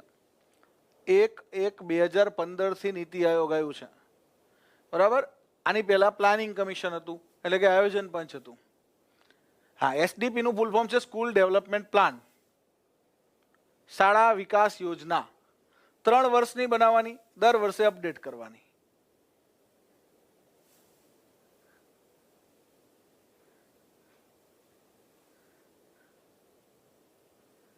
દરેક શાળાની એસએમસી અલગ હોય. બરાબર. એક ગામમાં 3 શાળા હોય તો ત્રણેય શાળાની એસએમસી અલગ અલગ હોય. કારણ કે તમારી શાળામાં જે બાળકો ભણે છે ને વાલીઓમાંથી 9 સભ્યો લેવાના છે. એટલે એક ગામમાં 3 શાળા હોય તો ત્રણેય શાળાની એસએમસી અલગ હોય. એક ગામમાં 3 શાળા છે, બરાબર, કન્યા શાળા છે, કુમાર શાળા છે, સીમ શાળા છે. ઘણા ગામમાં આવી 3 શાળાઓ છે, એક કન્યા શાળા, એક કુમાર શાળા અને એક સીમ શાળા. તો ત્રણેય શાળાની એસએમસી અલગ હોય. ત્રણેયની એસએમસી અલગ અલગ હોય. શા માટે? કારણ કે એસએમસી માં વાલીઓમાંથી સભ્યો લેવાના છે. National institution for transforming India, આવું નામ છે બેટા, ભાવેશ. આ નીતિ આયોગનું પૂરું નામ યાદ રાખજો, national institution for transforming India. હું એકવાર લખી દઉં, તમને ફૂલ ફોર્મ નીતિ આયોગનું આવડવું જ જોઈએ. નેશનલ ઇન્સ્ટિટ્યુશન, નેશનલ ઇન્સ્ટિટ્યૂટ નહીં હો, ઇન્સ્ટિટ્યુશન ફોર લખવાનું અહીંયા, ટ્રાન્સફોર્મિંગ ઇન્ડિયા. ભારતને બદલવા માટેનું આ રાષ્ટ્રીય ઇન્સ્ટિટ્યુશન છે, national institution for transforming India. આયોજન પંચની જગ્યાએ નીતિ આયોગ નરેન્દ્રભાઈ મોદી લઈ આવ્યા. બરાબર. હમણાં જ નીતિ આયોગની અંદર સુમન બેરી આવ્યા. કોણ આવ્યા? નીતિ આયોગના અધ્યક્ષ હોદ્દાની રૂએ વડાપ્રધાન હોય ને એ કોણ છે? નરેન્દ્રભાઈ મોદી. અને એના ઉપાધ્યક્ષ સુમન બેરી નવા આવ્યા છે. ચલો 23 નંબર, પ્રકરણ 4 ની અંદર કલમ 23, શિક્ષકોની નિમણૂક અને માટેની લાયકાત અને નોકરીની શરતો. શિક્ષકોની નિમણૂક માટેની લાયકાત અહીંયા નક્કી કરી છે અને નોકરીની શરતો. તો કે ભાઈ શિક્ષકોની નિમણૂક માટેની ચોક્કસ લાયકાતો નક્કી કરી છે આરટી 2009 ની કલમ 23 માં. અને નોકરીની શરતો, શિક્ષકોની નોકરી માટેની જે શરતો છે, તો કે ભાઈ લઘુત્તમ લાયકાત ધરાવતી વ્યક્તિ બીએડ અથવા પીટીસી, હવે પીટીસી ની જગ્યાએ આવી ગયું છે ડીએલએડ. પીટીસી નું નવું નામ છે diploma in elementary education. PTC ને હવે શું કહીએ છીએ? ડીએલએડ. હા, સીઓ બદલાણા અને ઉપાધ્યક્ષે બદલાણા. અત્યારે આપણે અહીંયા ફોકસ કરીએ. ચલો, તો હવે બીએડ અથવા પીટીસી લઘુત્તમ લાયકાત, બરાબર, એટલે કે તાલીમી સ્નાતક હોવો જોઈએ અથવા તો કે ભાઈ ડીએલએડ કરેલું હોવું જોઈએ. તાલીમી સ્નાતક એટલે બીએડ. બીએડ અથવા પીટીસી વગેરે તાલીમ સંસ્થા ન હોય તો 5 વર્ષ માટે જાહેરનામામાં લઘુત્તમ લાયકાત દ્વારા લઈ શકાય. કદાચ તાલીમ સંસ્થાઓ ઓછી હોય, શિક્ષકો ઝાઝા ન હોય તો લઘુત્તમ લાયકાત એટલે કે તમે લઘુત્તમ લાયકાત વાળા શિક્ષકોને લઈ શકો 5 વર્ષ માટે. પછી તો ફરજિયાત બીએડ પીટીસી જ લેવાના છે, એટલે કે બીએડ ડીએલએડ જ કરવાના છે. ફિક્સ પગારની શરૂઆત 1984 થી 87 માં માધવસિંહના સમયમાં થયેલી. બરાબર. પહેલી વાર ફિક્સ પગારની ભરતી 325 રૂપિયા ફિક્સ પગારે થયેલી માધવસિંહ સોલંકીના સમયમાં. માધવસિંહ સોલંકીએ કરેલી 325 રૂપિયા. આદિવાસી શિક્ષકોની ભરતી સ્પેશિયલ કરેલી 10 પાસ ઉપર 89-90 ની અંદર. બાલગુરુ યોજના 2500 પગારમાં શંકરસિંહ વાઘેલાએ શરૂ કરેલી 98-99 માં. બાલગુરુ પછી વિદ્યા સહાયક થઈ ગયા. બાલગુરુ છે પહેલા શરૂઆતમાં બાલગુરુ તરીકે લીધા, પછી એને વિદ્યા સહાયક કર્યા. બરાબર. વિદ્યા સહાયક યોજના છે કેશુભાઈ પટેલના સમયમાં 2500 પગારમાં 1999-2000 ની અંદર પહેલી વાર ભરતી થઈ. બરાબર. 98 માં બાલગુરુ હતી એ જ યોજના 2000 માં શું થઈ? આ લઘુત્તમ લાયકાતમાં ગ્રેજ્યુએશન છે, 12 પાસ છે. બરાબર. 12 પાસ ઉપર પીટીસી થતું અથવા ડીએલએડ થાય તો 12 પાસ વાળા પ્રાઇમરીમાં ભરી શકે, સ્નાતક વાળા છે એ લઘુત્તમ લાયકાત પ્રમાણે તો કોઈ માધ્યમિકમાં ભણાવી શકે. પણ એ 5 વર્ષ માટે આરટી આવ્યું ક્યારે? 2010માં તો લાગુ પડી ગયું, એટલે 2015 સુધી. હવે તો ફરજિયાત ડીએલએડ અને બીએડ કરેલા શિક્ષકો જ ભણાવે. છતાં હજી ખાનગી શાળામાં 12 પાસ દીકરીઓ કે 12 પાસ દીકરાઓ ભણાવતા હોય છે. ખરેખર તો કોણ હોવું જોઈએ? લાયકાત ધરાવતો શિક્ષક હોવો જોઈએ, સ્નાતક ભણાવતા હોય છે. ખરેખર શું હોવું જોઈએ? બીએડ કરેલા હોવા જોઈએ. વિદ્યા સહાયક યોજનાની અંદર પગાર વધારો થયો, 4500 થયો, બરાબર. મેં આ 2500માં નોકરી કરેલી 5 વર્ષ વિદ્યા સહાયક તરીકે. 2500માં 2004 થી શરૂ કરીને 2009 સુધી 2500માં સુધારો થયો. 1/5/2010 ની અંદર નરેન્દ્રભાઈ મોદીએ વિદ્યા સહાયકોનો પગાર 4500 કર્યો. આપણે 5 વર્ષ 2500માં કર્યા હતા, મોજથી કર્યા હતા. વિદ્યા સહાયક યોજનામાં પગાર વધારો પાછો થયો 5300 નરેન્દ્રભાઈ મોદી દ્વારા 1/1/2011, બરાબર. 2011 ની અંદર કેટલો પગાર કર્યો? 5300. ત્યાર પછી વિદ્યા સહાયક યોજનાની અંદર પગાર વધારો કર્યો 7800, બરાબર. આનંદીબેન પટેલના સમયમાં 1/10/2014 આનંદીબેને 7800 કરી દીધો. અને ત્યાર પછી વિદ્યા સહાયક યોજનાની અંદર પગાર વધારો છેલ્લો અત્યારે તમને 19,950 મળશે. આનંદીબેન પટેલે કર્યો 1/2/2017. 2017માં આપણે પગાર કરી દીધો છે 19,950. અને પછી તો કે ભાઈ હાઈકોર્ટે ચુકાદો આપ્યો સમાન કામ સમાન વેતન. હાઈકોર્ટે ચુકાદો આપ્યો સમાન કામ સમાન વેતન, બરાબર. સમાન કામ સમાન વેતન એટલે કે ફૂલ પગાર જ આપો, આ ફિક્સ પગાર નહીં ચાલે. અને યોગક્ષેમ નામની એક સંસ્થા છે, એનજીઓ છે, એનજીઓ યોગક્ષેમ. આ એનજીઓએ આ અરજી કરી અને હાઈકોર્ટે ચુકાદો આપ્યો. આ ચુકાદાને સરકારે સુપ્રીમ કોર્ટમાં પડકાર્યો 2016માં.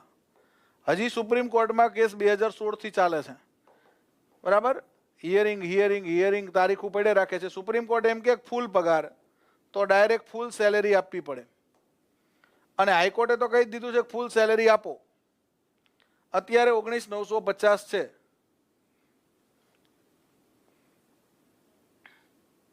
જો રિંકલબેનના પપ્પાએ 325માં નોકરી કરી છે, તમે પૂછજો તમારા મમ્મી પપ્પા કોઈ જોબ કરતું હોય તો આ મેં જે કીધા એ પગાર ફિક્સ પગાર બરાબર છે ને બધા?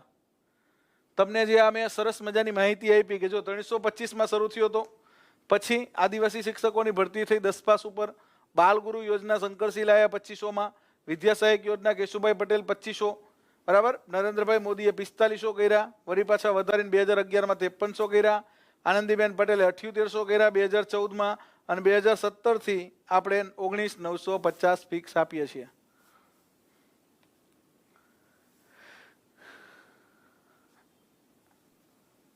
નહીં, હા તો તમારી માહિતી માટે છે, બરાબર. અત્યારે કેટલો પગાર મળે છે વિદ્યા સહાયકને એવું પૂછાય તો 19,950.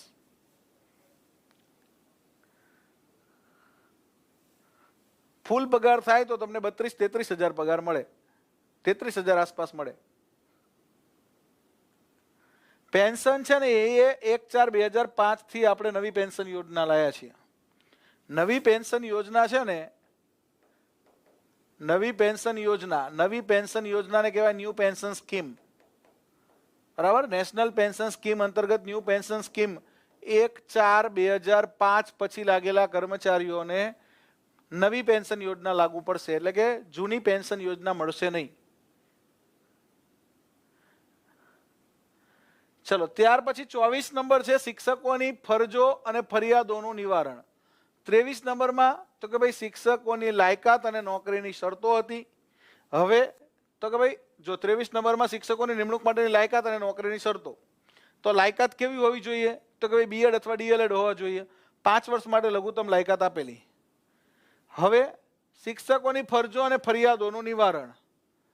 હા, પેન્શન છે ને અત્યારે ન્યૂ પેન્શન સ્કીમ, જૂનું ઓપીએસ હતું. અત્યારે આપણે ત્યાં ગુજરાતમાં આંદોલન ચાલે છે. રાજસ્થાન સરકારે હમણાં જ ઓલ્ડ પેન્શન સ્કીમ લાગુ પાડી કે ભાઈ બધા કર્મચારીને જૂની પેન્શન યોજના મળશે. જૂની પેન્શનની અંદર શું છે કે તમને દર મહિને તમારો જે પગાર હોય, હું રિટાયર્ડ થઉં ત્યારે મારો પગાર 2.5 લાખ છે તો મને 1.25 લાખ રૂપિયા દર મહિને પેન્શન મળે. એટલે કે 50% પગાર જેટલું પેન્શન બંધાતું. એટલે બહુ સારી હતી જૂની પેન્શન યોજના. નવી પેન્શન યોજનામાં તમે રિટાયર્ડ થાવ એટલે બધું તમને એક ભેગું આપી દે. પણ એ અત્યારે સમજાવવા જઈશ તો આખો લેક્ચર ન્યૂ પેન્શન ને ઓલ્ડ પેન્શનમાં પૂરો થઈ જશે બેટા. હા, એટલે એ અત્યારે તમારે જરૂરી નથી, અત્યારે તમે નોકરીએ લાગી જાઓ, પછી પેન્શનનું સમજાવીશ તમને સરસ. હો, આપણે જીએસ ક્લાસ 2 ની બેચમાં આખો લેક્ચર લીધેલો છે એનપીએસ નો. ચલો હવે અહીંયા શિક્ષકોની ફરજો અને ફરિયાદોનું નિવારણ. તો આરટી 2009 ની કઈ કલમમાં શિક્ષકોની ફરજો આપવામાં આવી છે આવો પ્રશ્ન પૂછાય તો આરટી 2009 ની કલમ 24 માં શિક્ષકોની ફરજોની જોગવાઈ છે. કઈ કલમ? 24. અને એની ફરિયાદોનું નિવારણ, શિક્ષકોની જે ફરિયાદો છે એના નિવારણ માટે તો કે ભાઈ શિક્ષકોની ફરિયાદો છે એને કોઈ પ્રશ્ન છે તો ટ્રિબ્યુનલ છે, બરાબર. ટ્રિબ્યુનલની જોગવાઈ છે. અમદાવાદમાં આપણું ટ્રિબ્યુનલ છે રાયખડ ખાતે. રાયખડ ખાતે સરકારી જે શિક્ષકોને અન્યાય થાય તો ટ્રિબ્યુનલમાં જઈ શકે. સમય પાલન, શિક્ષકોની ફરજમાં સમય પાલન ફરજિયાત હોય છે. ઓનલાઈન હાજરી, બરાબર. ફેસ રીડર હવે તો આવી ગયા છે. અભ્યાસક્રમ પૂરો કરવાનો, વાંચીને પૂરો નથી કરી દેવાનો, વાલી સાથે સંપર્ક રહેવાનો છે.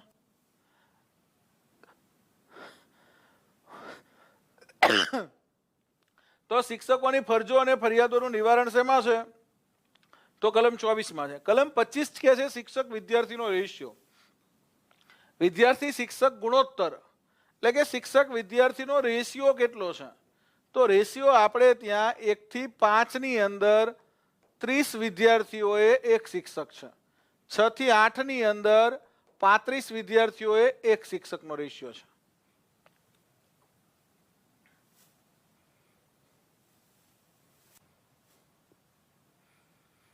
સર તમારું જીપીએસસી નો એક લેક્ચર જોયેલો, બહુ બધું ડીપમાં સમજાવો છો, પ્રેક્ટિકલી ઘણા બધા ક્વેશ્ચનના આન્સર લેક્ચર જોઈને જ મળી ગયા, એટલે જ્યાં જેવું જરૂર પડે એવું હું સમજાવું છું, મારી આ ફરજ છે ને, બરાબર. અત્યારે તમને ટેટમાં જે જરૂર છે એવું ટેટમાં સમજાવું, એટલે જ્યાં જેવું જરૂર છે એવું સમજાવવાની અમારી ફરજ છે, કારણ કે તમે બધાય વિદ્યાર્થીઓ નોકરીએ લાગો ને એ જ અમારું મહત્વકાંક્ષા છે, એ જ અમારી એમ છે કે મેક્સિમમ વિદ્યાર્થીઓ જ્ઞાન લાઈવ સાથે તૈયારી કરીને સરકારી નોકરીમાં લાગે.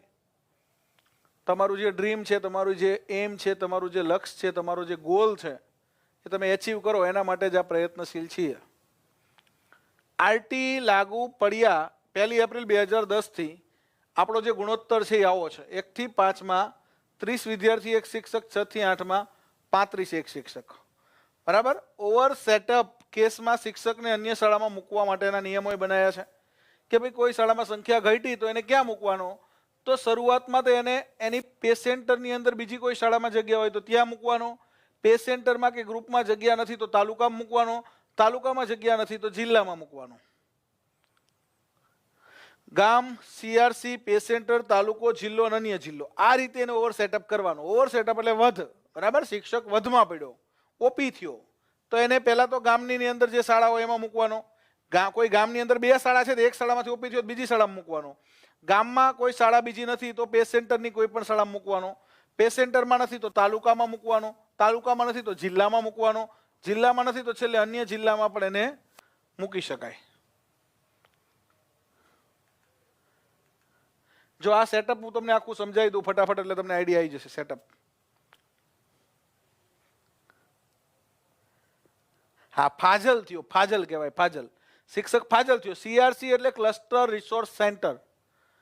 સીઆરસી ની જે શાળાઓનું ગ્રુપ હોય, 7-8 શાળાઓ ભેગી થઈને સીઆરસી બને. તો અહીંયા 1 થી 5 ની અંદર શું છે, જો હું તમને આ સેટઅપ સમજાવી દઉં, આ સેટઅપનો પ્રશ્ન વારંવાર પૂછાય, મોસ્ટ ઇમ્પોર્ટન્ટ છે.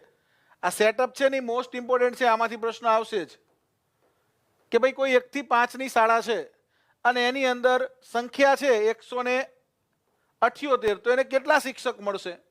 ચલો મને કહેજો, 1 થી 5 ની શાળા છે અને 178 બાળકો છે તો કેટલા શિક્ષક મળશે? એ તમને અહીંથી નક્કી થાય. આ સેટઅપ છે. 1 થી 5 ની શાળા છે, બરાબર. 1:30 નો રેશિયો છે, 30 વિદ્યાર્થી એક શિક્ષક, 60 વિદ્યાર્થીએ બીજો શિક્ષક મળશે, એટલે કે 31 બીજો મળી જશે, 60 સુધી બીજો, 61 થાય એટલે ત્રીજો, 61 થી 90 ની અંદર ત્રીજો, બરાબર. 1 થી 5 ની 1 થી 30 સુધી તો કે ભાઈ એક શિક્ષક, 31 થી 60 સુધી, 31 થી 60 સુધી બીજો શિક્ષક, 31 થઈ જાય એટલે બીજો શિક્ષક મળે, 60 સુધી 2 રહે, 61 થી 90 સુધી ત્રીજો શિક્ષક મળશે, 90 થી 120 બરાબર 91 થી 90 સુધી 3 હતા, 91 થી 120 કેટલા? ચોથો શિક્ષક. 91 થી 120 ચોથો શિક્ષક મળશે. હવે અહીંયા રેશિયો બહુ ખરાબ કર્યો છે. જો અહીંયા 30-30 નો રેશિયો જળવાણો, 1 થી 30 1, 61 થી 60 2, 61 થી 90 3, 91 થી 120 4. હવે અહીંયા શું કરી નાખ્યું? જો અહીંયા સરકાર છેતરી ગઈ. અહીંયા આપણે આ સુધારવા માટે સરકારને રજૂઆત કરીએ છીએ. 121 થી 200 સુધી પાંચમો શિક્ષક જ મળશે. તો 121 થી ક્યાં સુધી હોવો જોઈએ? 151 સુધી હોવો જોઈએ ને, 150 સુધી હોવો જોઈએ. અહીંયા સરકારે આપણને બહુ મોટો રેશિયો કરી દીધો છે. એટલે 178 આમ તો કેટલા મળવા જોઈએ? તો કે ભાઈ 178 સંખ્યા હોય તો 5 શિક્ષકો જ મળે. કેમ? તો કે ભાઈ 121 થી 200 સુધી 5 ની જોગવાઈ છે. 1 થી 5 માં આ 1 થી 5 નું છે.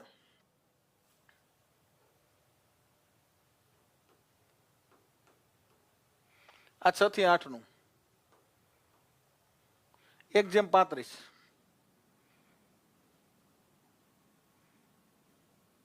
ત્યાર પછી 201 થી 240 તો 6 શિક્ષક. 241 થી 280 7 શિક્ષક. 281 થી 320 8 શિક્ષક. 321 થી 360 9 શિક્ષક. 361 થી 400 10 શિક્ષક. અહીંયા રેશિયો છે એ તોડી નાખ્યો છે. બરાબર? આ 121 થી 200 વારંવાર પૂછાય છે. આ રહ્યો ને, આ છે ને અહીંયા ગેપ છે અને આ વારંવાર પૂછાય છે. વારંવાર આ રેશિયો પૂછાય છે. 1 થી 5 માં 1 થી 150 થી વધુ બાળકો તથા 1 થી 8 માં 100 થી વધુ સંખ્યાવાળી. બરાબર? 6 થી 8 માં 6 થી 8 માં 100 થી વધુ સંખ્યાવાળી શાળામાં આચાર્યની ભરતી. બરાબર? 1 થી 5 માં 150 સંખ્યા હોય તો આચાર્ય મળે, અને 6 થી 8 માં 100 થી વધારે સંખ્યા હોય તો આચાર્ય મળે. 1 થી 8 ની શાળા હોય તો 250 બાળકો હોય તો આચાર્ય મળે. 1 થી 5 ની શાળા હોય તો 150 થી વધારે સંખ્યા હોય તો આચાર્ય મળે. ખાલી 6 થી 8 ની શાળા હોય તો 100 થી વધારે સંખ્યા હોય તો આચાર્ય મળે. આ બંને ભેગી થાય તો 250. આચાર્યની જોગવાઈ આવી છે. આચાર્ય અલગથી મળે. આચાર્ય છે એ અલગથી મળે. આચાર્ય સેટઅપમાં નહીં આવે. બરાબર? આચાર્ય ક્યારે મળશે? 1 થી 8 ની શાળામાં 250 બાળકો હોય તો આચાર્ય મળે. ખાલી 1 થી 5 ની જ શાળા છે તો 150 થી વધારે સંખ્યા હોય તો આચાર્ય મળે. 6 થી 8 ની જ સંખ્યા શાળા છે તો 100 થી વધારે સંખ્યા હોય તો આચાર્ય મળે. અને આચાર્યને સેટઅપમાં ગણવાનો નથી. હવે અહીંયા વાત કરીએ આ સાઈડ. જો આ ખાસ સમજવા જેવું છે સેટઅપ. બરાબર? 6 થી 8 નું સેટઅપ તમને સમજાવું તો 6 થી 8 માં 35 એક શિક્ષક મળે. અહીંયા 30 મળતો હતો. 30 વિદ્યાર્થી એક શિક્ષક. અહીંયા 35 વિદ્યાર્થી એક શિક્ષક. હવે 6 થી 8 માં 6 7 8 નો એક શિક્ષક પ્રમાણે કુલ 3 શિક્ષકો તો મળશે જ. કોઈ પણ 6 થી 8 ની શાળા હોય એટલે 3 શિક્ષક આપવાના. કોઈ પણ શાળામાં 6 થી 8 ચાલતું હોય એટલે એને 3 શિક્ષક મળે. બરાબર? કયા 3 મળે? તો કે એક ભાષા શિક્ષક મળે, બીજો ગણિત વિજ્ઞાનનો મળે, અને ત્રીજો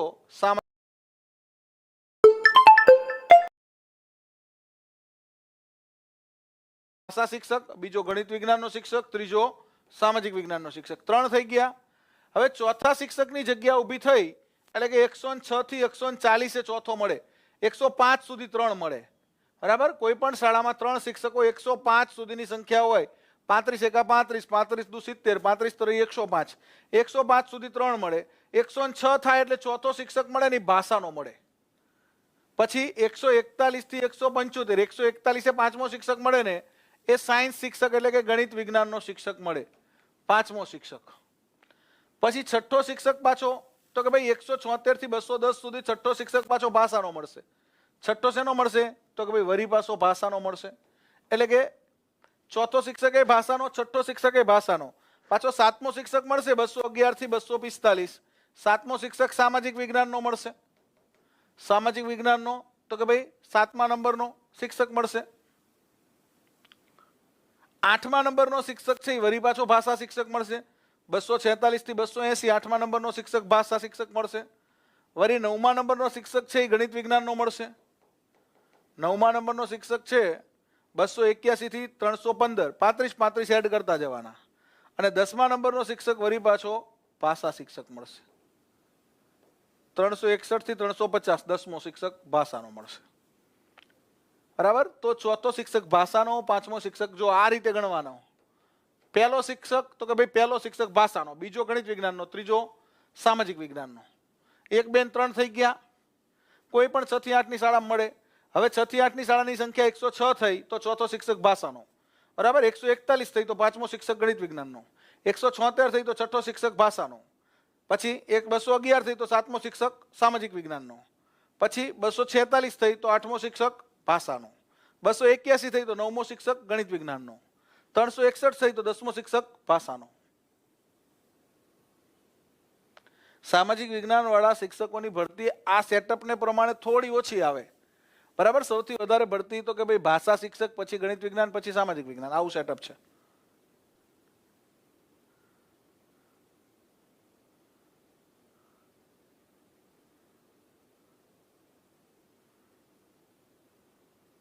હા, તમને લિંક મોકલી આપશે, બરાબર છે. આપણે ટેટ 2 ની ભરતી ઝડપથી આવે એના માટેની લિંક છે, તમને ટેલિગ્રામમાં મૂકી આપશે. ચલો, ત્યાર પછી સેટઅપ જોઈ લીધું ને. હવે શિક્ષકોની ખાલી જગ્યાઓ ભરવી કોણ કહે છે? પ્રકરણ 4 ની કલમ 26. શિક્ષકોની ખાલી જગ્યાઓ ભરવી કલમ 26 કહે છે, બરાબર. પણ આનું પાલન હજી થયું નથી ને. ખાલી 10% થી વધારે જગ્યાઓ ખાલી રહે તો ભરતી કરવાની હોય. 10% થી વધારે જગ્યાઓ ખાલી થાય એટલે ભરતી કરવી. 10% થી વધારે ખાલી જગ્યાઓ ચાલે નહીં. 10% સુધીનું સેટઅપ ખાલી ચાલે અને એને આપણે, હા, ભાષામાં 4 હોય એટલે ભાષાવાળાની વિભાજિત થઈ જાય, બરાબર. ભાષામાં અંગ્રેજી વાળો હોય, ગુજરાતી વાળાએ હોય, હિન્દી વાળાએ હોય, સંસ્કૃત વાળાએ હોય, એટલે ભાષાવાળાને વિભાજન થઈ જવાનું. જો કે સામાજિક વિજ્ઞાનમાં ઘણા બધા હોય, બરાબર. પણ ટૂંકમાં ભાષાવાળાને ભણાવવાનું વધારે ને. આ સેટઅપ કઈ રીતે નક્કી કર્યું? ભાષાના વિષયો તમે 6 થી 8માં કેટલા વિષય ભાષાના આવે? તો કે ભાઈ 4 ભાષા ભણાવવાની આવે, જ્યારે સામાજિક વિજ્ઞાન એક જ વિષય આવે અને ગણિત વિજ્ઞાન 2 આવે, એટલે એસએસ વાળાને એક જ આવે ને. એસએસ 6 થી 8 ની અંદર સામાજિક વિજ્ઞાન એક જ વિષય આવે છે, એટલે સામાજિક વિજ્ઞાનની જગ્યા ઓછી એટલે છે. સૌથી વધારે તો કે ભાઈ ગુજરાતી આવે, ગણિત આવે, અંગ્રેજી આવે, સંસ્કૃત આવે, હિન્દી આવે, વિજ્ઞાન આવે, એટલે વધારે ભાષાના વિષયો છે એટલે ભાષાના શિક્ષકો વધારે. પછી તો કે ભાઈ બીજા નંબરે ગણિત વિજ્ઞાન છે, 2 વિષય છે, મોટા મોટા છે એટલે ગણિત વિજ્ઞાનના, અને એક જ સામાજિક વિજ્ઞાન આવે છે. ખાલી સામાજિક વિજ્ઞાન એક જ વિષય છે એટલે સામાજિક વિજ્ઞાનના શિક્ષકોનું સેટઅપ ઓછું છે. 10% થી વધારે ખાલી ન રહે તે ભરવી, બરાબર. અત્યારે આપણે ખાલી રહી ગઈ એટલે શિક્ષાવીર ભર્યા. કોણ ભર્યા? વધારે જગ્યા ખાલી રહે કે નવી ભરતી ના થાય ત્યાં સુધી શિક્ષાવીર. આ શિક્ષાવીર એટલે કોણ? પ્રવાસી શિક્ષકો. સરકાર એવું કહે ને અમે તો શિક્ષાવીર ભરી દીધા છે, અગ્નિવીર જે રીતે આવ્યા ને એમ શિક્ષાવીર પ્રવાસી શિક્ષકો. બંધારણના અનુચ્છેદ 30, બરાબર. કલમ નહીં, બંધારણમાં શું હોય? અનુચ્છેદ જ હોય. બંધારણના અનુચ્છેદ 30 અનુસાર લઘુમતી શાળા પોતાની રીતે ભરતી કરે છે, બરાબર. લઘુમતી જે શાળાઓ છે, 2 પ્રકારની આપણે ત્યાં લઘુમતી શાળાઓ છે. શાળા, બરાબર. લઘુમતી શાળા આપણે ત્યાં 2 પ્રકારની લઘુમતી છે. એક ધાર્મિક લઘુમતી, હિન્દુ સિવાય બધા ભારતમાં લઘુમતી, અને બીજી ભાષાકીય લઘુમતી, એટલે કે ગુજરાતી માધ્યમ સિવાયની જે શાળાઓ છે, Hindi medium, Marathi medium, Sindhi medium, એ બધી લઘુમતી છે. તો ધાર્મિક અને ભાષાકીય લઘુમતીની જોગવાઈ છે આપણે ત્યાં, અને એ લોકો પોતાની રીતે શિક્ષકો ભરે છે, પોતાની રીતે ભરતી કરવાના એને પાવર છે. ચાલો, 27 નંબર જે છે, શિક્ષકોને બિન શૈક્ષણિક હેતુ માટે મૂકવા ઉપર પ્રતિબંધ છે. શિક્ષકોને શિક્ષણ સિવાયનું કોઈ કામ આપવાનું નથી. શિક્ષકોને બિન શૈક્ષણિક હેતુ ઉપર મૂકવા માટે પ્રતિબંધ છે. શિક્ષણ સિવાયનું કોઈ કામ શિક્ષકોને આપવાનું નથી ભાઈ, બરાબર છે. 3 કામ આપી શકાય. એક ચૂંટણીની ફરજમાં જવાનું, 10 વર્ષીય વસ્તી ગણતરીમાં જવાનું, અને આપત્તિ રાહત ફરજ સોંપી શકાય. આ 3 વસ્તુ આપી શકાય, આ સિવાયનું કંઈ નહીં આપવાનું. શિક્ષકોને 3 કામ માટે મૂકી શકાય. બિન શૈક્ષણિક હેતુ, બિન શૈક્ષણિક કામ માટે મૂકવાના નહીં, પણ 3 બાબત માટે મૂકી શકાય. તો કે એક, 10 વર્ષીય વસ્તી ગણતરી, 10 વર્ષે થતી વસ્તી ગણતરીમાં મૂકી શકાય, કારણ કે એ શિક્ષકો સારી રીતે કરે. આ સિવાય શેમાં મૂકી શકાય? કોઈ આપત્તિ આવી છે, કોરોના આવ્યો તો આપત્તિ વ્યવસ્થાપનમાં મૂકી શકાય. અને ત્રીજી વસ્તુ છે તો કે ભાઈ ત્રીજી વસ્તુ છે એને ચૂંટણીમાં મૂકી શકાય. ચૂંટણી શિક્ષક વિના થાય જ નહીં. ચૂંટણીની અંદર મેઇન કામગીરી શિક્ષકો જ કરે. બરાબર. મતદાર યાદી સુધારણાની ઝુંબેશ અત્યારે ગુજરાતમાં ચાલુ થઈ છે, તો એની અંદર BLO તરીકે શિક્ષકો જ હશે, મેઇન બૂથ લેવલ ઓફિસર.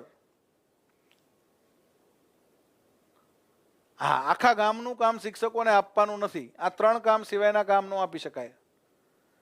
બરાબર. પ્રવાસી શિક્ષકને જે કરવું એ કરાવી શકે. હો, પ્રવાસી શિક્ષક છે એ શિક્ષાવીર છે, એટલે એ ટ્યુશન કરાવે, જે કરાવવું એ કરાવે. અને એ શિક્ષક તો ટ્યુશન બિચારો કરાવે ને. ટ્યુશન કરાવવાની શિક્ષકને ખરેખર ના ન હોવી જોઈએ. એ ટ્યુશન કરાવશે તો એનું કન્ટેન્ટ સુધરશે. બરાબર. અહીંયા RTE 2009 ની કલમ 28 એવું કહે છે, શિક્ષકો ખાનગી ટ્યુશન ઉપર પ્રતિબંધ. ખાનગી ટ્યુશન નહીં કરી શકે. શિક્ષકોને ખાનગી ટ્યુશન કરવા ઉપર પ્રતિબંધ છે, જાહેર કરાય. ખાનગી ટ્યુશન કરવાનું નથી. ખાનગીમાં તમે મારે ત્યાં જાઓ છો ટ્યુશનમાં, મારે ત્યાં ટ્યુશનમાં નહીં આવો તો નપાસ કરીશ. આવી વચ્ચે એક પ્રકારની ટ્યુશનનું દૂષણ આવી ગયું હતું. બરાબર. ટ્યુશન એક દૂષણ સમાન થઈ ગયું હતું. મારે ત્યાં ટ્યુશન નહીં આવો તો નપાસ કરીશ. એટલા માટે સરકારે આ નિયમ બનાવવો પડ્યો. બાકી તમે સ્વેચ્છાએ ભણાવો તો કોઈ ના પાડતું નથી. ફ્રી ટ્યુશન કરાવો કોઈ ના પાડતું નથી. પણ અહીંયા શિક્ષકોને ખાનગી ટ્યુશન કરવા ઉપર પ્રતિબંધ છે. RTE 2009 ની કલમ 28 એવું કહે છે. પણ હું સતત ભણાવતો આવ્યો છું ને ભણાવતો રહીશ. એનું કારણ શું છે? હું આ ભણાવવા માટે કોઈ ચાર્જ લેતો નથી. ફ્રી ઓફ કોસ્ટ સેવા આપું છું. કોઈ મારે વિદ્યાર્થીને ભણાવવા છે અને એ ભણે છે મારી પાસે, તો શિક્ષકો ખાનગી ટ્યુશન નહીં કરી શકે. આપણે આ યુટ્યુબના માધ્યમથી લાખો વિદ્યાર્થીઓને મફત ભણાવીએ છીએ ને. 5 લાખથી વધારે વિદ્યાર્થીઓને મફત ભણાવું છું, તો એ શું છે? એક સેવા જ છે ને. સરકાર એવું કહે છે કે શિક્ષક ઓનલાઈન આવે અને વિદ્યાર્થીઓને સારામાં સારું નોલેજ આપે ઓનલાઈન. બરાબર. આપણું ભારતનું શિક્ષણ મંત્રાલય, MHRD મિનિસ્ટ્રી જેને પહેલા કહેતા, એ એવું કહે છે કે શિક્ષકો ઓનલાઈન આવે ને વિદ્યાર્થીઓને ભણાવે. તો અમારું કામ તો ભણાવવાનું છે. એટલે કે ટ્યુશન તો આમ તો ના જ કરાવી શકે. સરકારે તો એવી ગાઈડલાઈન આપી છે, પણ તમે વિદ્યાર્થીને શિક્ષક ભણાવે એમાં ખોટું શું કરે છે? શિક્ષક ટ્યુશન ના કરાવે તો એ બસ શેર બજારનું કરે, નવરો પડ્યો.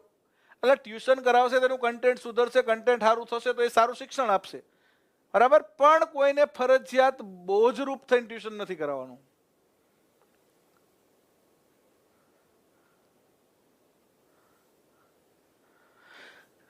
ચલો, તો શિક્ષકો ખાનગી ટ્યુશન કરાવવા ઉપર પ્રતિબંધની વાત છે. હવે 5 નંબર કહે છે અભ્યાસક્રમ અને પાયાનું બુનિયાદી શિક્ષણ.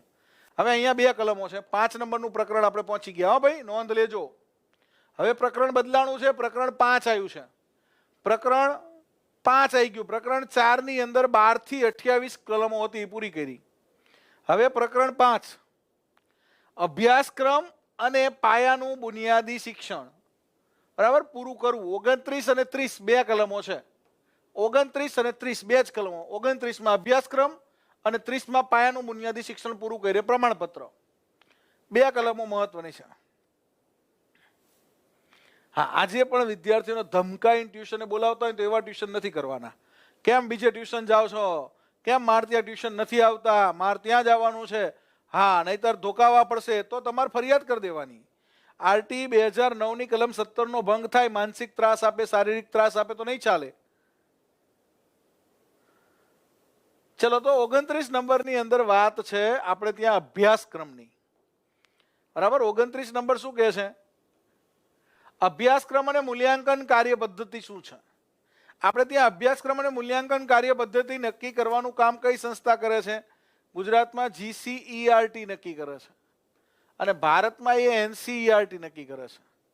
ભારતમાં NCERT ધોરણ 6 થી 8 ગણિત વિજ્ઞાન, હમણાં નવી આવી છે NCERT ની.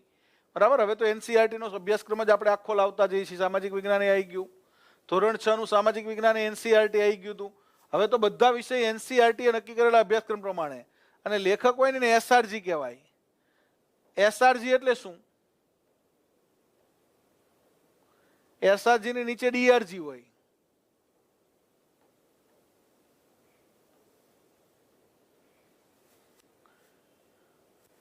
આજે આપણી બુકો છે ને બનાવવામાં કોનો ફાળો હોય? તો SRG નો હોય. તો અહીંયા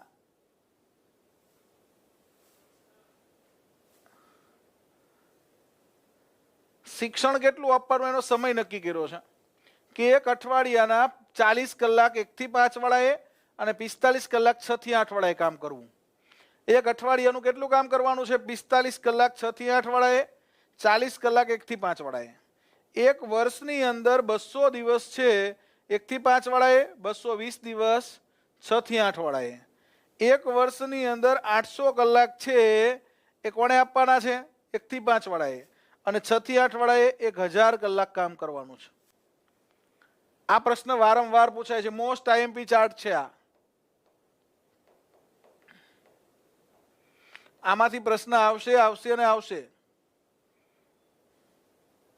હા, જીસીઈઆરટી નું ફૂલ ફોર્મ છે Gujarat council of educational research and training. આગળ હું તમને આખી જીસીઈઆરટી ભણાવીશ. જીસીઈઆરટી નો પ્રશ્ન આવે છે ને, શૈક્ષણિક સંસ્થાઓની વાત કરશું, એમાં હું ભણાવીશ તમને. એસઆરજી નું પૂરું નામ છે સ્ટેટ રિસોર્સ ગ્રુપ.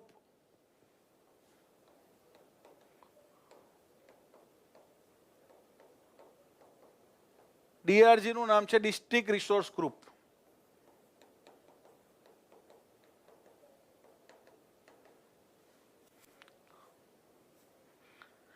તો એક અઠવાડિયામાં 1 થી 5 ના શિક્ષકે કેટલું કામ કરવાનું? 40 કલાકનું. 6 થી 8 ના શિક્ષકે કેટલું કામ કરવાનું? 45 કલાકનું. બરાબર. એક વર્ષમાં 1 થી 5 ના શિક્ષકોએ, તો કે ભાઈ એક વર્ષમાં 1 થી 5 નો શિક્ષક 200 દિવસ કામ કરશે, 6 થી 8 નો શિક્ષક 220 દિવસ કામ કરશે. એક વર્ષની અંદર તો કે ભાઈ 1 થી 5 ના કામના કલાકો 800 છે, 6 થી 8 ના કામના કલાકો 1000 છે. આ પ્રશ્ન વારંવાર પૂછાય. તો 6 થી 8 માં 45, 220, 1000. 1 થી 5 માં 40, બરાબર, 200, 800. આ નક્કી કરેલું છે, આ યાદ રાખવાનું છે. બરાબર. 1 થી 5 ની અંદર અઠવાડિયાના 40 કલાક, 200 દિવસ વર્ષના અને 800 કલાક.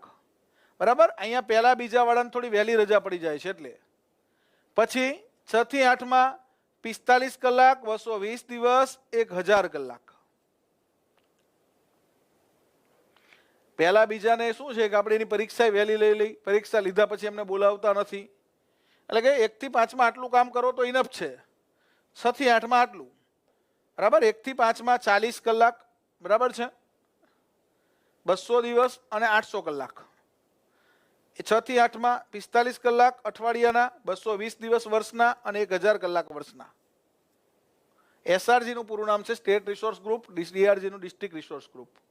હવે પ્રકરણ 5 ની અંદર શાળાકીય સર્વગ્રાહી મૂલ્યાંકન આપણે દાખલ કર્યું છે, એસસીઈ. બરાબર. પહેલા સીસીઈ હતું, કન્ટિન્યુઅસ એન્ડ કોમ્પ્રિહેન્સિવ ઇવેલ્યુએશન હતું. આની પહેલા સીસીઈ હતું, કન્ટિન્યુઅસ એન્ડ કોમ્પ્રિહેન્સિવ ઇવેલ્યુએશન. એની જગ્યાએ એસસીઈ લાયા.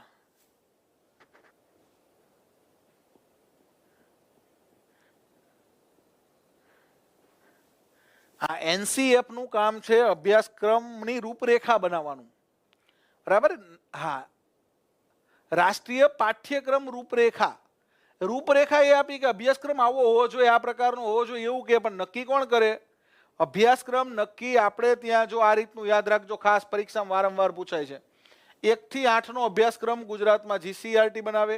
9 થી 12 નો અભ્યાસક્રમ ગુજરાતમાં Gujarat secondary and higher secondary education board બનાવે. 9 થી 12 નો, 1 થી 8 નો. કેન્દ્રની અંદર 1 થી 12 નો અભ્યાસક્રમ કેન્દ્રની અંદર કોણ બનાવશે? એનસીઈઆરટી બનાવશે.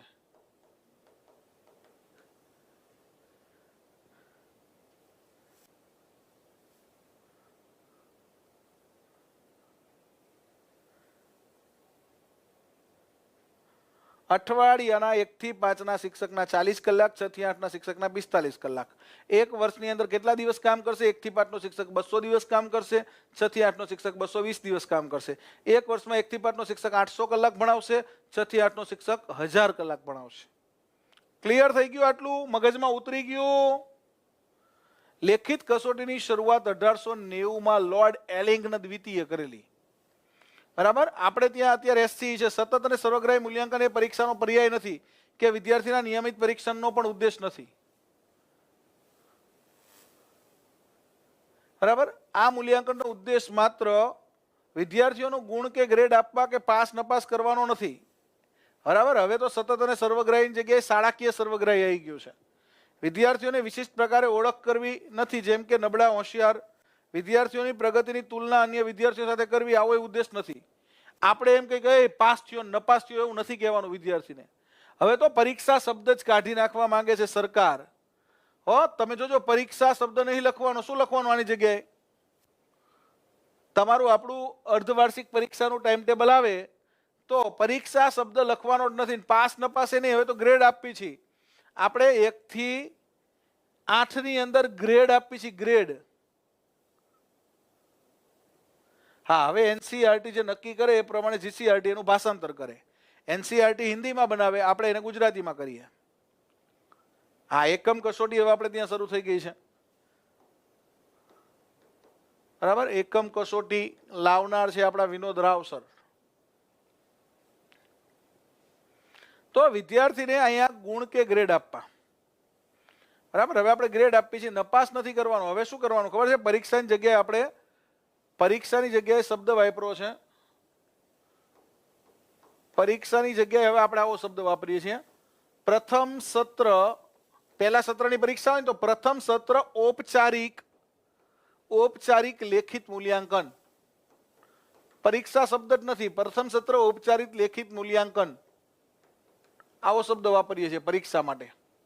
પ્રથમ સત્રની છે તો પ્રથમ સત્ર ઔપચારિક લેખિત મૂલ્યાંકન, બીજા સત્રની છે તો દ્વિતીય સત્ર ઔપચારિક લેખિત મૂલ્યાંકન. પરીક્ષા શબ્દ કાઢી નાખ્યો છે. આરટી 1 થી 8 માટે છે, 6 થી 14 વર્ષના બાળક માટે છે. બરાબર, આરટી કોને લાગુ પડે? તો આરટી 1 થી 8 ધોરણને લાગુ પડે, 6 થી 14 વર્ષના બાળકને લાગુ પડે.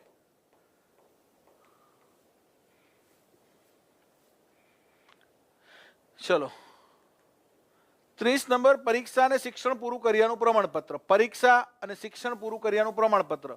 બોર્ડની પરીક્ષા નથી. બરાબર, આપણે ત્યાં 1 થી 8માં ક્યાંય બોર્ડની પરીક્ષા નથી. હવે નવી રાષ્ટ્રીય શિક્ષણ નીતિ શું કહે છે?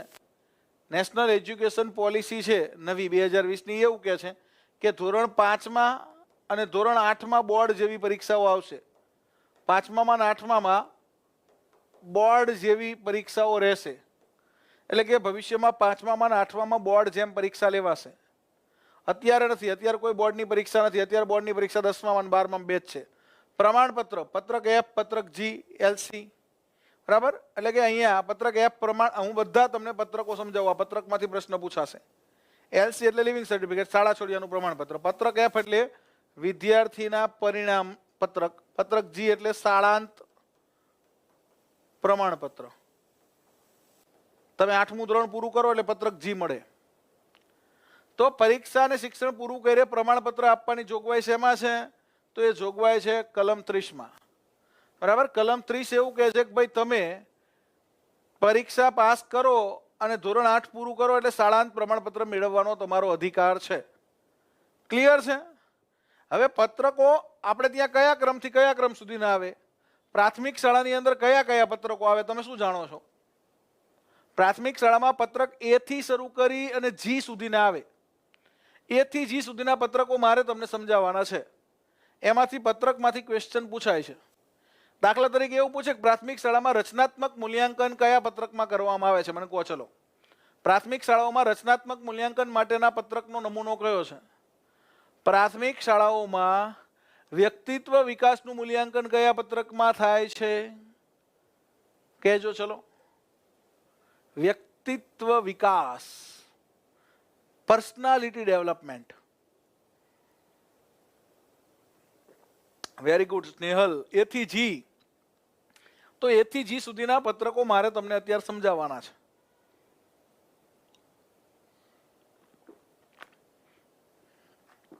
પત્રક A છે, જો હું તમને પેલા બધા મોઢે કહી દઉં સરસ મજાની રીતે. પત્રક A રચનાત્મક મૂલ્યાંકન છે. પત્રક B વ્યક્તિત્વ વિકાસ છે. પત્રક C પરિણામની વિગતો નોંધવાની છે. પત્રક D1, D2, D3, D4 એ પહેલા બીજા ધોરણના પ્રમાણપત્રો છે. પત્રક E છે, બરાબર, હા, સર્વગ્રાહી મૂલ્યાંકન પત્રક છે. પત્રક F છે એ વિદ્યાર્થી પરિણામ પત્રક છે. અને પત્રક G છે એ શાળાંત પ્રમાણપત્ર છે. બધા પ્રમાણપત્રો આપણે વારા ફરતી એક પછી એક શેમાં શું છે એ જોઈ લઈએ, બરાબર. તો અહીંયા પત્રક એ થી જી. પત્રક એ છે ને એને રચનાત્મક મૂલ્યાંકન કહીએ છીએ. શું કહીએ છીએ? રચનાત્મક મૂલ્યાંકન 3 થી 8ના બાળકોનું થાય. 20 અધ્યયન ઉપલબ્ધિઓ હોય, બરાબર. 1ના 2 ગુણ હોય, 40 ગુણ રચનાત્મક મૂલ્યાંકનના છે. અને ધોરણ વાઇઝ હોય. આમાં 3 નિશાની હોય. 3 નિશાની કરવાની. કઈ 3 નિશાની હોય છે? આમાં 3 ખાના હોય. આ રીતના આ ખાનાની અંદર નિશાની કરવાની. વિદ્યાર્થીની સામે આવી રીતના 3 ખાના. અધ્યયન ઉપલબ્ધિઓ, અધ્યયન નિષ્પત્તિઓ કઈ કઈ એને મેળવી છે 3 થી 8 ની અંદર. તો અહીંયા કા ખરું કરવાનું. જો અહીંયા ખોટું કરી શકાય, પ્રશ્નાર્થ કરી શકાય કે ખરું કરી શકાય. 3 નિશાની હોય.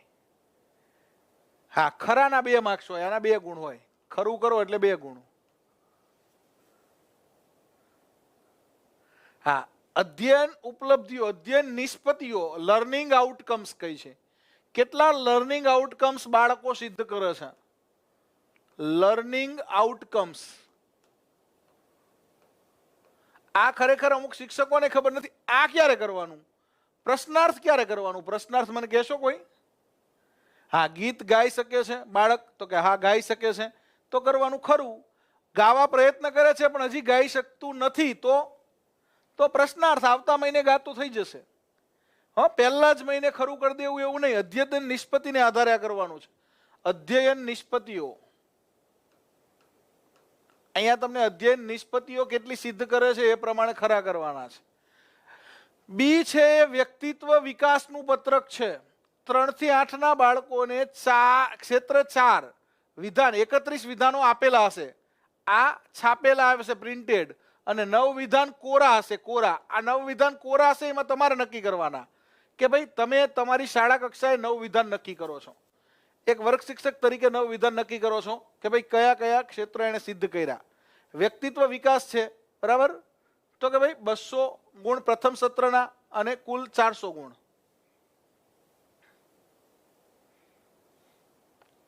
કુલ 400 ગુણનું વ્યક્તિત્વ વિકાસ. એક સત્રમાં 200 ગુણ. એક સત્ર એટલે પ્રથમ સત્રના 200, બીજા સત્રના 200, કુલ 400 ગુણ વ્યક્તિત્વ વિકાસના. ત્યાર પછી પરિણામ પત્રક. પરિણામ પત્રક 3 થી 8 માટેનું આ રીતે રહેશે, બરાબર.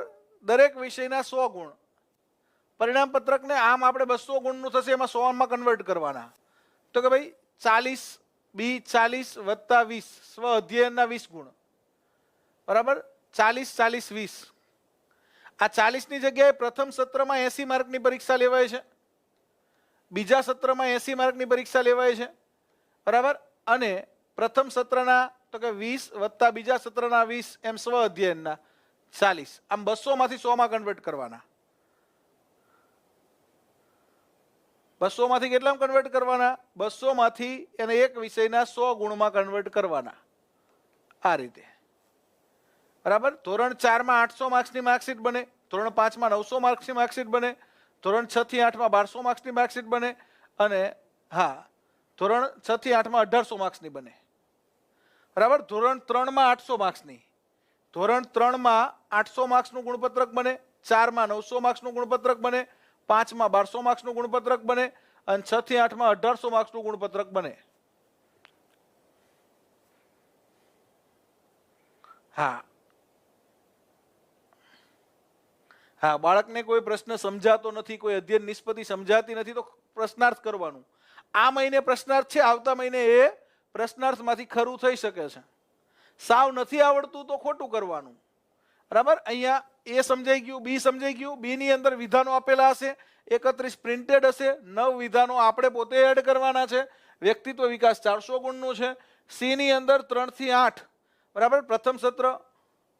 હા, સ્વ અધ્યયન એ આપણે બાળક પાસે જે લખાણ લખીને આવ્યો છે એના તમારે માર્ક્સ મૂકવાના છે, બરાબર. એને નોટબુક બનાવી છે, એના માર્ક્સ મૂકવાના છે 20 ગુણમાંથી. ડી છે પ્રગતિ પત્રક, પરિણામ પત્રક, બરાબર. 1-2 ધોરણના. ધોરણ પહેલા બીજા માટેના પ્રગતિપત્રક અને પ્રમાણપત્રક આ રીતના છે, બરાબર. D1, D2, D3, D4 ધોરણ 1-2 માટે 14 પ્રવૃત્તિઓ છે, બરાબર. D1, D2, D3, D4, D1, D2, D3, D4. D1 છે એ તો કે ભાઈ પ્રગતિ માપન છે વિદ્યાર્થીઓનું, તમામ વિદ્યાર્થીઓનું પ્રગતિ માપન છે એ આ પત્રકમાં થાય D1 માં. D2 માં ધોરણ 1 ના વિદ્યાર્થીઓનું પ્રગતિ પત્રક છે, ધોરણ 1 ના વિદ્યાર્થીઓને પ્રગતિ પત્રક આપશો. D3 માં પ્રગતિ માપન તમામ વિદ્યાર્થીઓ ધોરણ 2 ના, બરાબર, અલગ અલગ પ્રગતિ કરી છે કે નહીં. અને D4 ધોરણ 2 ના વિદ્યાર્થીઓનું પ્રગતિ પત્રક. આ D1, D2, D3, D4 આ રીતે છે. પત્રક ડી ની અંદર 4 પત્રકો છે, D1, D2, D3, D4, બરાબર. પ્રત્યક્ષ ગ્રેડિંગ આપણે અહીંયા આપીએ છીએ. આ બહુ મોટું પત્રક છે, સૌથી મોટું પત્રક આ છે. સર્વગ્રાહી વિકાસાત્મક સંગ્રહિત પ્રગતિ પત્રક સૌથી મોટું. સૌથી મોટું પત્રક કયું છે? સર્વગ્રાહી વિકાસાત્મક સંગ્રહિત પ્રગતિ પત્રક. આવડું મોટું, નામે મોટું છે.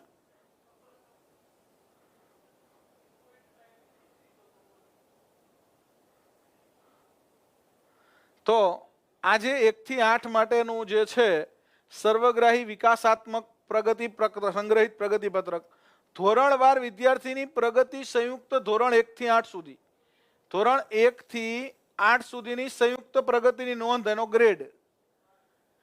આ શા માટે બનાવવાનું કોઈ મને કહેશે? હા, સ્વ અધ્યયનમાં એની મૌખિક પરીક્ષા છે, એને નોટબુક બનાવી છે, ચોપડી બનાવી છે, ચેક કરી અને 20 ગુણ શિક્ષક મૂકશે, બરાબર. 80 ગુણની પરીક્ષા પ્રથમ સત્રમાં, 80 ગુણની પરીક્ષા બીજા સત્રમાં. પ્રથમ સત્રના 20 ગુણ સ્વ અધ્યયનના, બીજા સત્રના 20 ગુણ સ્વ અધ્યયનના, કુલ 200 થયા. 200 ને 100 માં કન્વર્ટ કરવાના.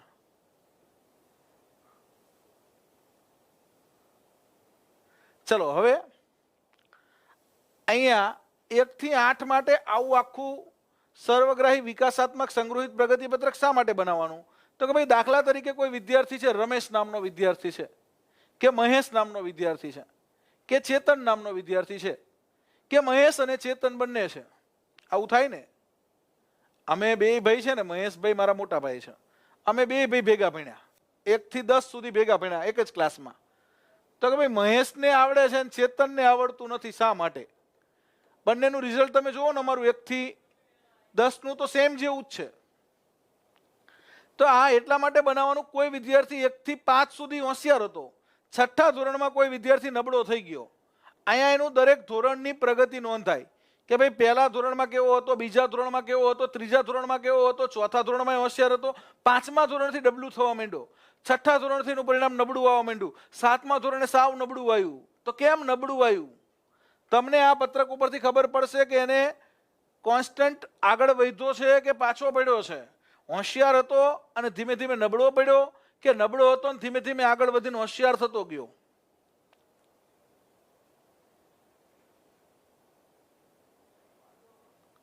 તો અહીંયા આપણે શા માટે આવું કરીએ છીએ? તો કે ભાઈ અહીંયા આપણે એટલા માટે એવું કરીએ છીએ કે વિદ્યાર્થી કેમ પ્રગતિ કરે છે, ક્યાંય નબળો પડે તો એને આપણે નબળો નથી પડવા દેવાનો, આગળ વધારવાનો છે. ધોરણવાર એની પ્રગતિ જાણવા માટેનું આ પત્રક છે. ધોરણવાર કેટલી પ્રગતિ કરી છે અને નબળો પડ્યો તો કયા કારણથી નબળો પડ્યો છે. હા, સર્વગ્રાહી વિકાસાત્મક સંગ્રહિત પ્રગતિ પત્રક છે એ પ્રગતિ સંયુક્ત ધોરણ 1 થી 8 સુધીની પ્રગતિ જાણવા માટે છે. એફ છે એ પ્રગતિ પત્રક નહીં પણ પરિણામ પત્રક આપણે એને કહેશું. શું કહેશું? વિદ્યાર્થી પરિણામ પત્રક. વિદ્યાર્થી પરિણામ પત્રક આપણે આપશું નમૂના એફ ની અંદર 3 થી 8 ના વિદ્યાર્થીઓને, બરાબર. પહેલા બીજા વાળાને ડી નમૂનો હશે. 3 થી 8 નું પરિણામ પત્રક છે એ એફ માં ગ્રેડ નોંધી બાળકને આપવું, બરાબર. દરેક વિષયના ગ્રેડ, માત્ર ધોરણ 8 માં માર્ક્સ મૂકવાના છે, માત્ર ધોરણ 8 માં ગુણ આપવા, બાકી બધે ગ્રેડ જ આપવા. માત્ર ધોરણ 8 માં ગુણ આપવાના, બાકી બધે ગ્રેડ આપવાના. દરેક વિષયનો ગ્રેડ. અને પત્રક જી શાળાંત પ્રમાણપત્ર ધોરણ 8 પૂરું કરે ને ત્યારે જ આપવાનું છે. સ્ટાન્ડર્ડ 8 પૂરું કરે, ધોરણ 8 નો અભ્યાસ પૂર્ણ કરનારને આપવું. આ ડિગ્રી સર્ટિફિકેટ કહેવાય કે ભાઈ આણે શાળાના અંત સુધીનો અભ્યાસ પૂરો કર્યો છે. એટલે સૌથી મોસ્ટ ઇમ્પોર્ટન્ટ છે શાળાંત પ્રમાણપત્ર ધોરણ 8 પૂર્ણ કરે કયું પ્રમાણપત્ર અલગથી આપવાનું રહેશે? માત્ર ધોરણ 8 પાસ કરીને જતા વિદ્યાર્થીઓને આ પત્રક મળશે, પત્રક જી. શાળાંત પ્રમાણપત્ર માત્ર ધોરણ 8 પાસ કરનારને જ મળશે.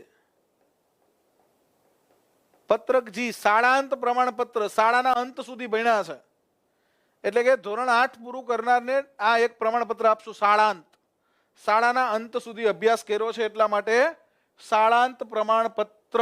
ક્લિયર? બધાય પ્રમાણપત્ર સમજાઈ ગયા? પત્રક તમને A થી G સુધીના. જો હવે અહીંયા આપણે માર્ક્સ કઈ રીતે બનશે, બધાની માર્કશીટ કઈ રીતે બનશે? ધોરણ 3 થી 8 સુધીનાની માર્કશીટ કઈ રીતે બને? જો તો ધોરણ 3 છે એની અંદર 100 માર્ક્સનું ગુજરાતી, 100 માર્ક્સનું ગણિત, 100 માર્ક્સનું પર્યાવરણ, એટલે કે આપણી આસપાસ. બરાબર? અહીંયા મારી આસપાસ. હવે એને પર્યાવરણની જગ્યાએ કયો થઈ ગયો? તો કે ભાઈ મારી આસપાસ ત્રીજા ધોરણમાં, આપણી આસપાસ ચોથા ધોરણમાં અને સૌની આસપાસ પાંચમા ધોરણમાં. આવા નામ આપ્યા છે ને શા માટે આવા નામ આપ્યા? મારી આસપાસ ત્રીજા ધોરણમાં, આપણી આસપાસ ચોથા ધોરણમાં, પાંચમા ધોરણમાં, સૌની આસપાસ. 300 એ થયા. 300 પ્રથમ સત્ર રચનાત્મક અને સ્વાધ્યાયન પોથી. બરાબર? 300 માર્ક્સ દ્વિતીય સત્ર રચનાત્મક અને સ્વાધ્યાયન પોથી, એટલે કે 300 ગુણના 2 વાર અને 200 માર્ક્સ એના વ્યક્તિત્વ વિકાસના. 800 ગુણની એની માર્કશીટ બનશે.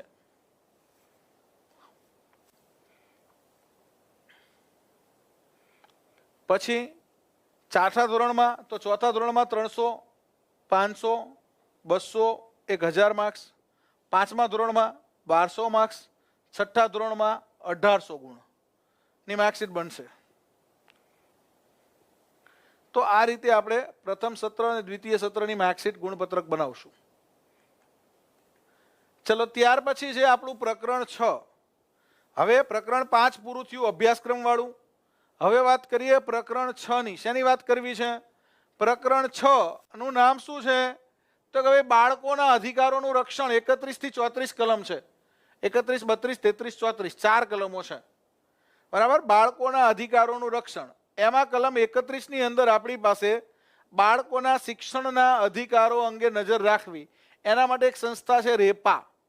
બરાબર? રેપાનું પૂરું નામ શું છે આવું પૂછાય છે. તો right to education protection authority. રેપાનું પૂરું નામ છે right to education protection authority. બરાબર? 6 માર્ચ 2012. REPA, right to education protection authority.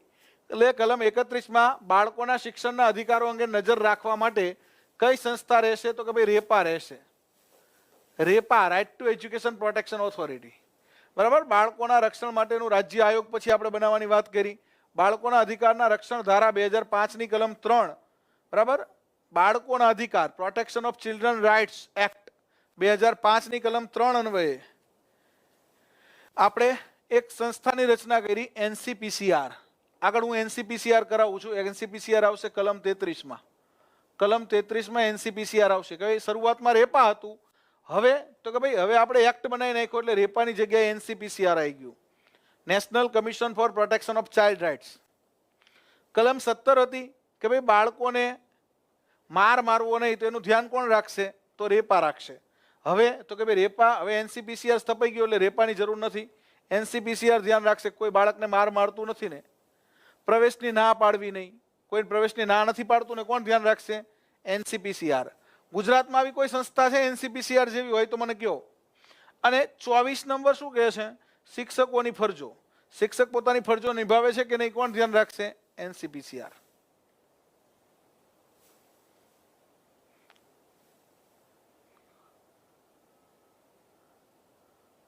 હવે ઇંગ્લિશ આવશે પહેલા ધોરણથી.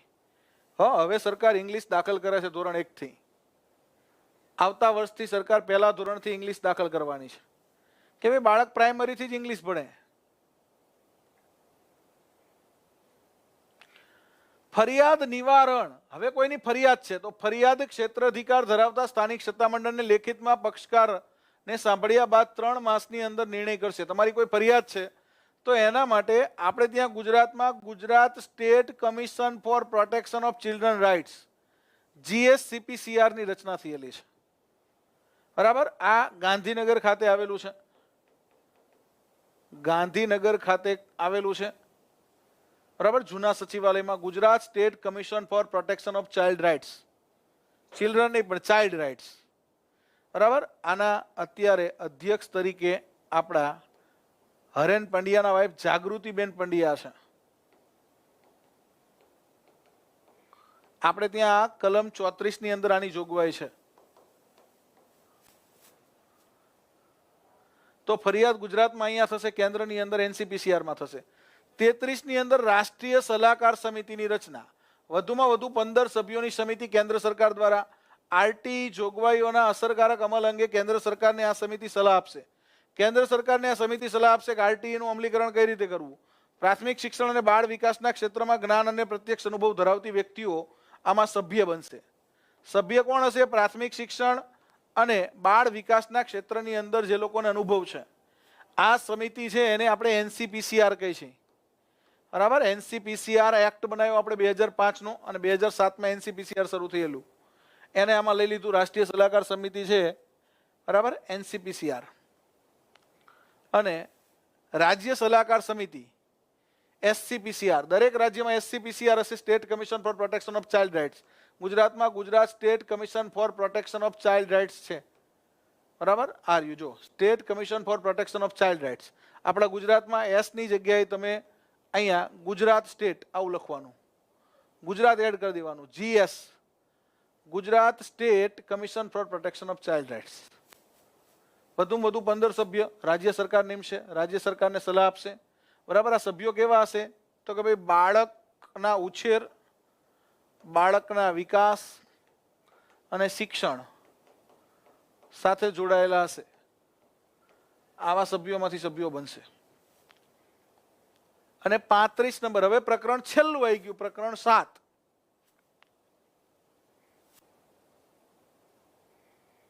પ્રાથમિક શિક્ષણ માતૃભાષામાં જ આપવું જોઈએ એવું લાયા જ છીએ આપણે. નવી રાષ્ટ્રીય શિક્ષણ નીતિ એવું કહે જ છે, પણ પછી ફરજિયાત ના હોય એમ. શક્ય હોય ત્યાં સુધી માતૃભાષામાં આપવું, પણ સિટીમાં માતૃભાષાની શાળાઓ જ નથી. ઘણી જગ્યાએ સિટીમાં આજુબાજુ તમને કોઈ સારી શાળા જ ના મળે જે ગુજરાતી મીડિયમની સારી સ્કૂલ હોય. 35 નંબર છે માર્ગદર્શક સૂચનાઓ આપવાની સત્તા. સેજલબેન, તમારો પ્રશ્ન લઈએ આપણે. મોર્નિંગ સ્કૂલ કેમ હોય છે શ્રાવણ માસમાં? શ્રાવણ માસના સોમવારે આપણે ફરજિયાત સવારની સ્કૂલ રાખીએ છીએ. શા માટે આવું કરીએ છીએ? હમણાં સમજાવું તમને. ચલો પહેલા આપણે આરટી પૂરું કરી લેવા દો મને. હવે છેલ્લું પ્રકરણ આવ્યા 35 થી 38, 4 કલમો. બરાબર. પ્રકીર્ણ. પ્રકીર્ણ એટલે શું થાય? પ્રકીર્ણ એટલે પરચુરણ. હવે જે કઈ પરચુરણ વાતચીત રહી છે ને આમાં છે, એટલે કે કોઈ ટોપિક નહીં, પણ હવે પરચુરણ અલગ અલગ મુદ્દાઓ છે. 4 મુદ્દાઓ હવે આપણે જોઈએ. બરાબર. પ્રકીર્ણ પરચુરણની અંદર 4 મુદ્દા છે મારી પાસે, તમને સમજાવી દઉં. પહેલા માર્ગદર્શક સૂચનાઓ આપવાની સત્તા. આ અન્વયે માર્ગદર્શક સૂચનાઓ જે છે, બરાબર, આરટી અન્વયે માર્ગદર્શક સૂચનાઓ આપવાની સત્તા આપણે કેન્દ્ર સરકારને છે. બરાબર. આની અંદર જે કંઈ જરૂર પડી માર્ગદર્શક સૂચનાઓ કેન્દ્ર સરકાર આપી શકશે. ફોજદારી કાર્યવાહી માટે પૂર્વ મંજૂરી. હવે કોઈ શિક્ષક ઉપર ફોજદારી કાર્યવાહી કરવી છે તો એના માટે પૂર્વ મંજૂરી જરૂરી છે. શિક્ષકની ડાયરેક્ટ ધરપકડ ના થાય, શિક્ષકની સીધી ધરપકડ નહીં કરવાની. તમારે ફોજદારી કાર્યવાહી કરવી હોય તો પહેલા એની પૂર્વ મંજૂરી લેવાની, કારણ કે એ ભણાવે છે, એના બાળકોનું શું? બરાબર. એ ભણાવે છે તો એના બાળકો રેઢાવે, એના બાળકો હેરાન થાય એવું ના થવું જોઈએ. આરટી 2009 ની કલમ 13 ના સબક્લોઝ 3 માં ડોનેશન અને ઇન્ટરવ્યુ પર પ્રતિબંધ છે. શિક્ષકે આવું નથી કરવાનું. બરાબર. 18(5) માં મંજૂરી વગર શાળા શરૂ નથી કરવાની, નહીતર 1 લાખનો દંડ છે. ગુના માટે અધિકારીની પૂર્વ મંજૂરી સિવાય કોઈ ફોજદારી કાર્યવાહી નહીં. કોઈ શિક્ષકની સીધી ધરપકડ નહીં. પહેલા એના આચાર્યને જાણ કરવાની કે ભાઈ તમારા શિક્ષકે આવું પરાક્રમ કર્યું છે, બરાબર, તો તમારા શિક્ષકને પકડી જાય છે. હા, ગુજરાતમાં પોક્સો છે. પોક્સો એક્ટ 2012 સાંભળ્યું છે? પોક્સો એક્ટ 2012 વિશે જાણો છો? આ કેટલાય શિક્ષકો વિરુદ્ધ થયું છે, તો એ અઘરું છે. અમુક શિક્ષકો એવા વિકૃત મગજના હોય, બરાબર. શાળાની બાળકી છે એને જ એ લોકો અપલખણા કરે કે અડપલા કરે તો પોક્સો લાગુ પડે. Protection of children from sexual offences act છે.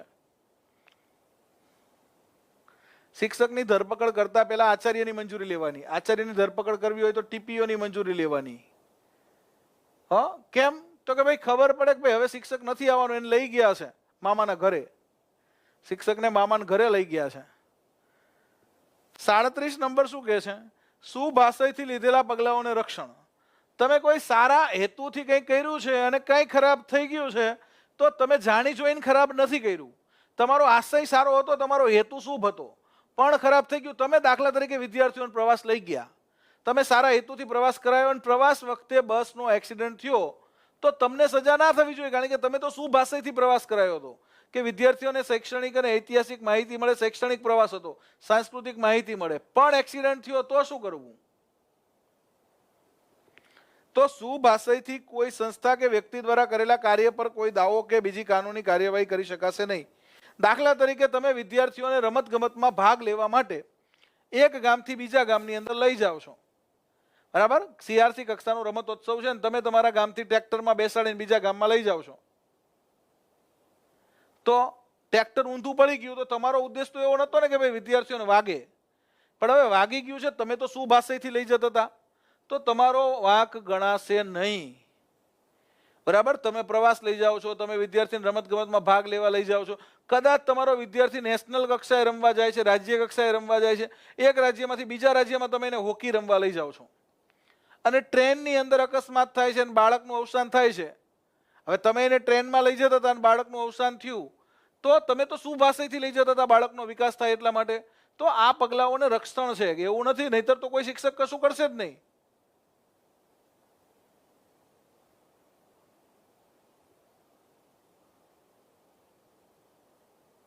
તો અહીંયા સુભાષયથી લીધેલા પગલાને રક્ષણ છે. નિયમો બનાવવા માટે યોગ્ય સરકારની સત્તા. આપણે આ બહુ મહત્વની કલમ છે, બરાબર? RT 2009ની કલમ 38 અન્વયે આપવામાં આવેલ સત્તા મુજબ ગુજરાત સરકારે 18 ફેબ્રુઆરી 2012ના રોજ ગુજરાત સરકારના RTE રૂલ્સ, ગુજરાત સરકારના RTEના રૂલ્સ બનાવ્યા છે, બરાબર? જેમાં કુલ 6 પ્રકરણ છે અને 33 કલમો છે. કલમો નહીં પણ અહીંયા નિયમો.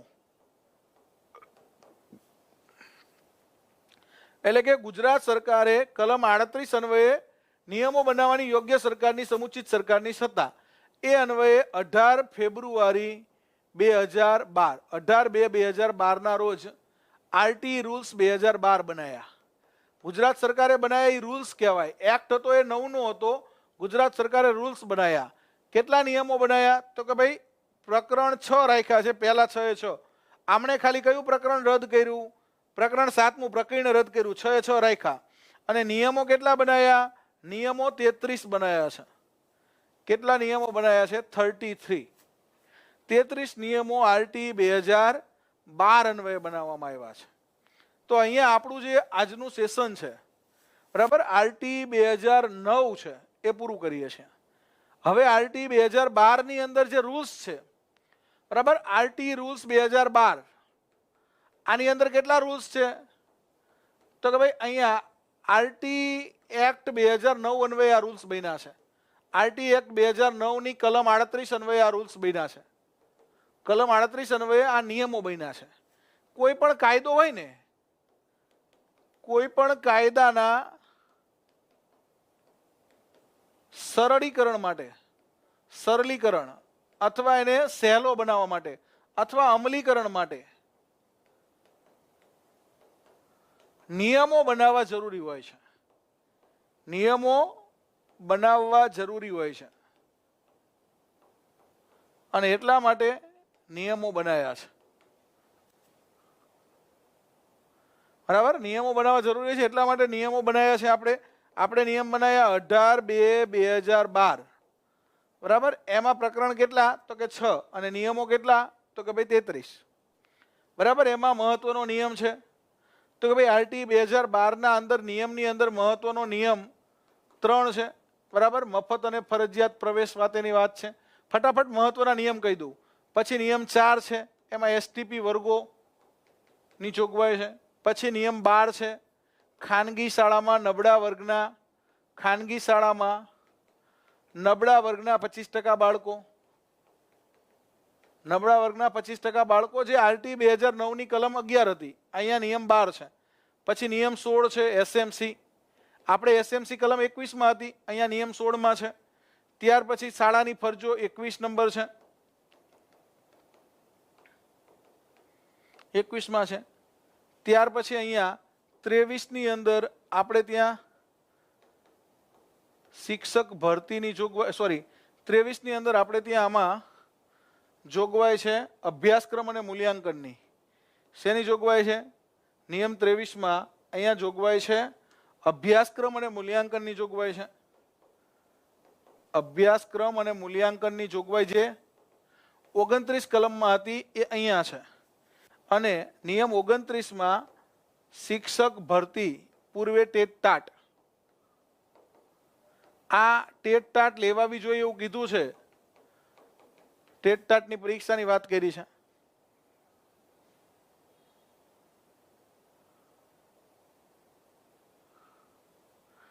તો આ આરટી 2012 ના નિયમો છે.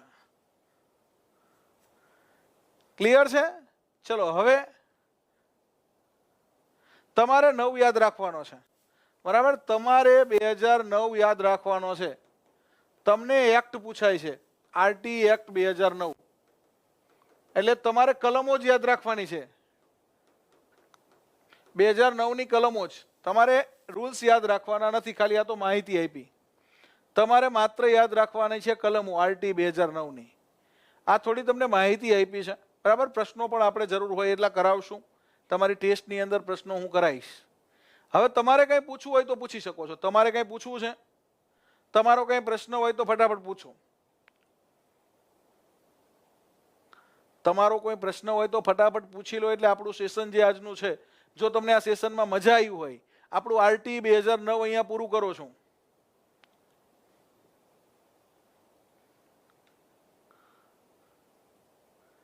બરાબર? અહીંયા હું આરટી 2009 જે છે એ પૂરું કરું છું આપણું. એમાં તમને મજા આવી હોય, બધી જ વસ્તુની ખબર પડી ગઈ હોય કે ના સાહેબ ખરેખર મજા આવી, નવું જાણવા મળ્યું, તો એક લાઈક કરી દેજો ઝડપથી. અને આપણું આજનું જે સેશન છે,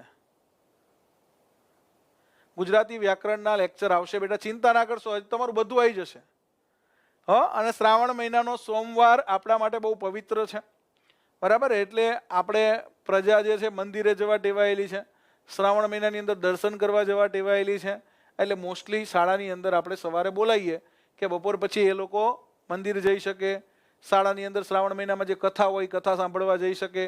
બાળકો છે એની જે ધાર્મિક પ્રવૃત્તિ છે, આપણી જે આધ્યાત્મિક પ્રવૃત્તિઓ છે, વાલીઓની જે શ્રદ્ધા છે, પરિવાર સાથે દર્શન કરવા જવું, શ્રાવણ મહિનાના મેળામાં જવું, મહાદેવના મંદિરે જવું, કથા સાંભળવા જવું, એટલા માટે આપણે સવારની શાળા કરી દઈએ, જેથી કરીને બાળક બપોર પછી વાલીઓ સાથે, માતા પિતા સાથે જઈ શકે.